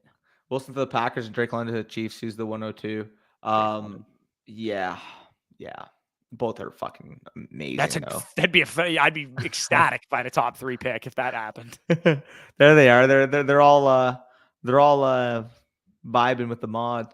Yeah, if you guys, your moms, your girlfriends. I'll tell my mom to subscribe. I might have to pin that comment. Your moms, your girlfriends, your brothers, your sisters, your dads, your uncles, like whoever you have to make a call to say, hey, yo, go subscribe to FSC. Yeah, shout out to Robert Nathan too. He just became a patron. By the way, one more spot. One more our Tone Setters League, by the way. A Tone Setter. One more. We have one more. If it doesn't get filled, we'll do a drawing between our regular patrons. But if anybody wants a guaranteed spot in a league with us, the Tone Setters League will be filled by one more person. Yep. So yeah, I mean, I'm not gonna say like, yo, go get on it, but hey, if you want to be in a league with us, lines of pre-workout tomorrow. I might just do that for the culture. Danny, get some Goldschlager. Dude, anybody who drinks Goldschlager is just fucking crazy, honestly. For whatever reason, when I read Goldschlager, what's that? Is it Austin Powers? Yeah, the Austin Powers movie where you got the guys like smoking a pancake, a cigarette in a waffle, pipe in a crepe. Yeah. Like nice to hear Gold member. That's it. Yeah. Dude, that's a childhood favorite. Yeah, nice to hear you stop that, Bush. Try to make a friend quit. It's not easy. It's the hardest thing I've ever had to do was quit nicotine. It is fucking very addictive. So, trust me. I'm pretty sure. I can't remember if it was like Steve McQueen or like Mick Jagger. Some like famous rock star said that it was harder for him to quit smoking cigarettes than it was than it was to quit heroin. Fuck, bro. You know what's crazy about that too is that I have only had like 2 or 3 cigarettes in my life. And like I never feel the need to like constantly like go buy cigarettes or go out of my way to get a pack or whatever. Like literally the only times I've gotten drunk a bunch of times, but the only times I've ever actually like smoked a cigarette is when I've been like drunk or at the. Does anybody in your family smoke? A couple, yeah. My nono like used your to immediate smoke. family, like your mom, dad, siblings. Oh no. Well, my dad used to, and my mom does it occasionally, like just go out, but not like anything like crazy. So yeah, my whole like dad side of the family smokes. So I feel like when you're a kid and you smell smoke all the time and shit, like my aunt was a bad smoker. Like I feel like you have like a predisposition to get addicted to smoking if you start smoking. My aunt was an awful smoker, and like when I was super young, I mean, it's gonna sound crazy because I mean, to be fair, it's gonna sound crazy, but at the end, we have to acknowledge that awareness wasn't exactly as like intense as it is now. But like there would be times where they actually thought it was healthy for them in like the 60s and 70s. Well, like I would be like 5-6 years old, and she'd be smoking in the car like next to me. Oh, yeah, dude, all the time. It was classic. But like it's funny because like you say that nowadays. Whoa, dude, it's like a fucking call the fucking child services. Jaeger is dark and Sambuca is clear, syrupy type of liquor. Yeah, for sure. Man, I'm tempted to become a tone setter, dude. Save for medical school. I'm fucking become a tone setter. We'd love for you to become a tone setter, but I mean, there you go. You're obviously doing much more important things with your money right now. High on creatine, big facts. Keith Richards, that's a type of alcohol, isn't it? Or is that a person? That's a person. I think that's an actor. Keith Richards. He sounds like an actor. I'm gonna search. Keith Richards is the person that said that it was harder to quit heroin, probably, or harder to quit nicotine, probably. That's what I'm talking about. English musician, yeah. Yeah. Rolling Stones, right? Yeah. I knew it was a stone. Trades Chenault away for a high 3 this year and a 3 next year. Yeah, dude, I would trade him away for a 1-3. That's big facts, Leo. I expect you for breaking that habit. Yeah, I mean, it was tough. That's what's up, man. By the way, Danny. Yeah. So actually, so I posted that on his birthday party. My dad actually turned 50 on 420. So that's elite. Did he blaze it? I think he had a couple edibles when I talked to him at his birthday party. He doesn't actually like smoke, but like when he'll just have a couple edibles every now and then and just go stony baloney. True. All right, you can get a ARP at 25. Yeah. That's always clean. Quitting smoking cigarettes on my 30th birthday, but I'm a cannabis smoker, so it was easy to kick those nasty cigs. Yeah, we had 10K. Mate. I don't think so. Mate, we're 5 away, 5 spots.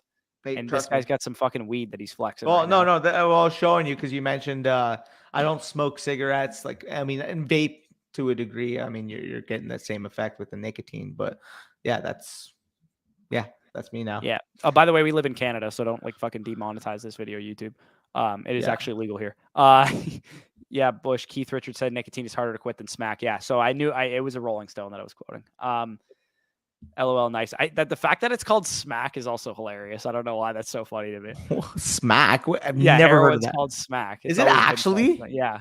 What the heck? The street name for it. People call it smack. Wild. Gets traded during or before the draft. Dude, Charlie's really invested in Laviska Shenault right now. I mean, I'm just gonna say what he's gonna go for a 5 like 2 hours before the draft. Yeah, like I don't really care, man. Like he kind of stinks. Like yeah, guys that's kind of the thing with Shenault. Like if you like Shenault, by all means, go get him. But like he's just not that good. Yep, like, we haven't seen anything from him. Have a good night, boys. Yeah, the YouTube, Brock. Take care, brother. Which platform is easier to get to? You can access us on Twitter. Obviously on email. I mean, the fantasy stock exchange at gmail.com. Or if you're part of the Discord, just feel free. I mean, you guys are going to see our tab on the far right. You just click Bush, you click Danny, you message us whatever you would like to submit. Yeah, and if you want to skip the line, because we do have a decent amount of people, patreon.com/fantasy stock exchange gets first priority for those. You could drop Shenault. Thanks, guys. Can't wait for the draft streams. Me too. I am excited as hell. I honestly just want to go to bed so that the draft day can be here because I'm really excited. Dude, facts. And hopefully I fall asleep right as we hear like Super Bowl, also the most cringe part of the entire movie. Bro, the draft cycle is just like such a tradition, man. And I mean, obviously, I prefer watching my team in the Super Bowl, but I genuinely think it's a fun feeling. You should try it sometime. 100%. But I will say though, like, is draft day like, other than that, the second most exciting thing in the season? Oh yeah, 100%. It's fucking sick. I would say opening kickoffs up there as well, obviously. But which, by the way, I was really excited this year for opening kickoff. Oh, bro, what man? That was so much fun when we went and watched that, man. This shit was fucking lit. Yeah, smack in the 70s. Big facts. All right, everyone, we'll see you tomorrow. Take care. Someone say Super Bowl. I know the feeling. Yeah, I'd imagine you fucking spoiled ass Patriots fan. Yeah, so we'll see you guys tomorrow. Hopefully you tune in. We'll be live right around the start of the draft. We'll probably go live, 15 minutes before. We don't want to go live way before it because we know there are going to be some bullshit semantics that take up like 30 minutes before the draft actually starts. But yeah, we'll be on here around 7 Eastern, 6:45 Eastern or so. If you guys want to tune in, grab a drink or whatever. Our tone setters actually get to appear on our draft stream as well. Yep. When their team's on the clock, we'll bring them in and they can talk about the pick and all that kind of stuff. So that'll be really fun. As well. So peace out, guys. We'll talk to you soon.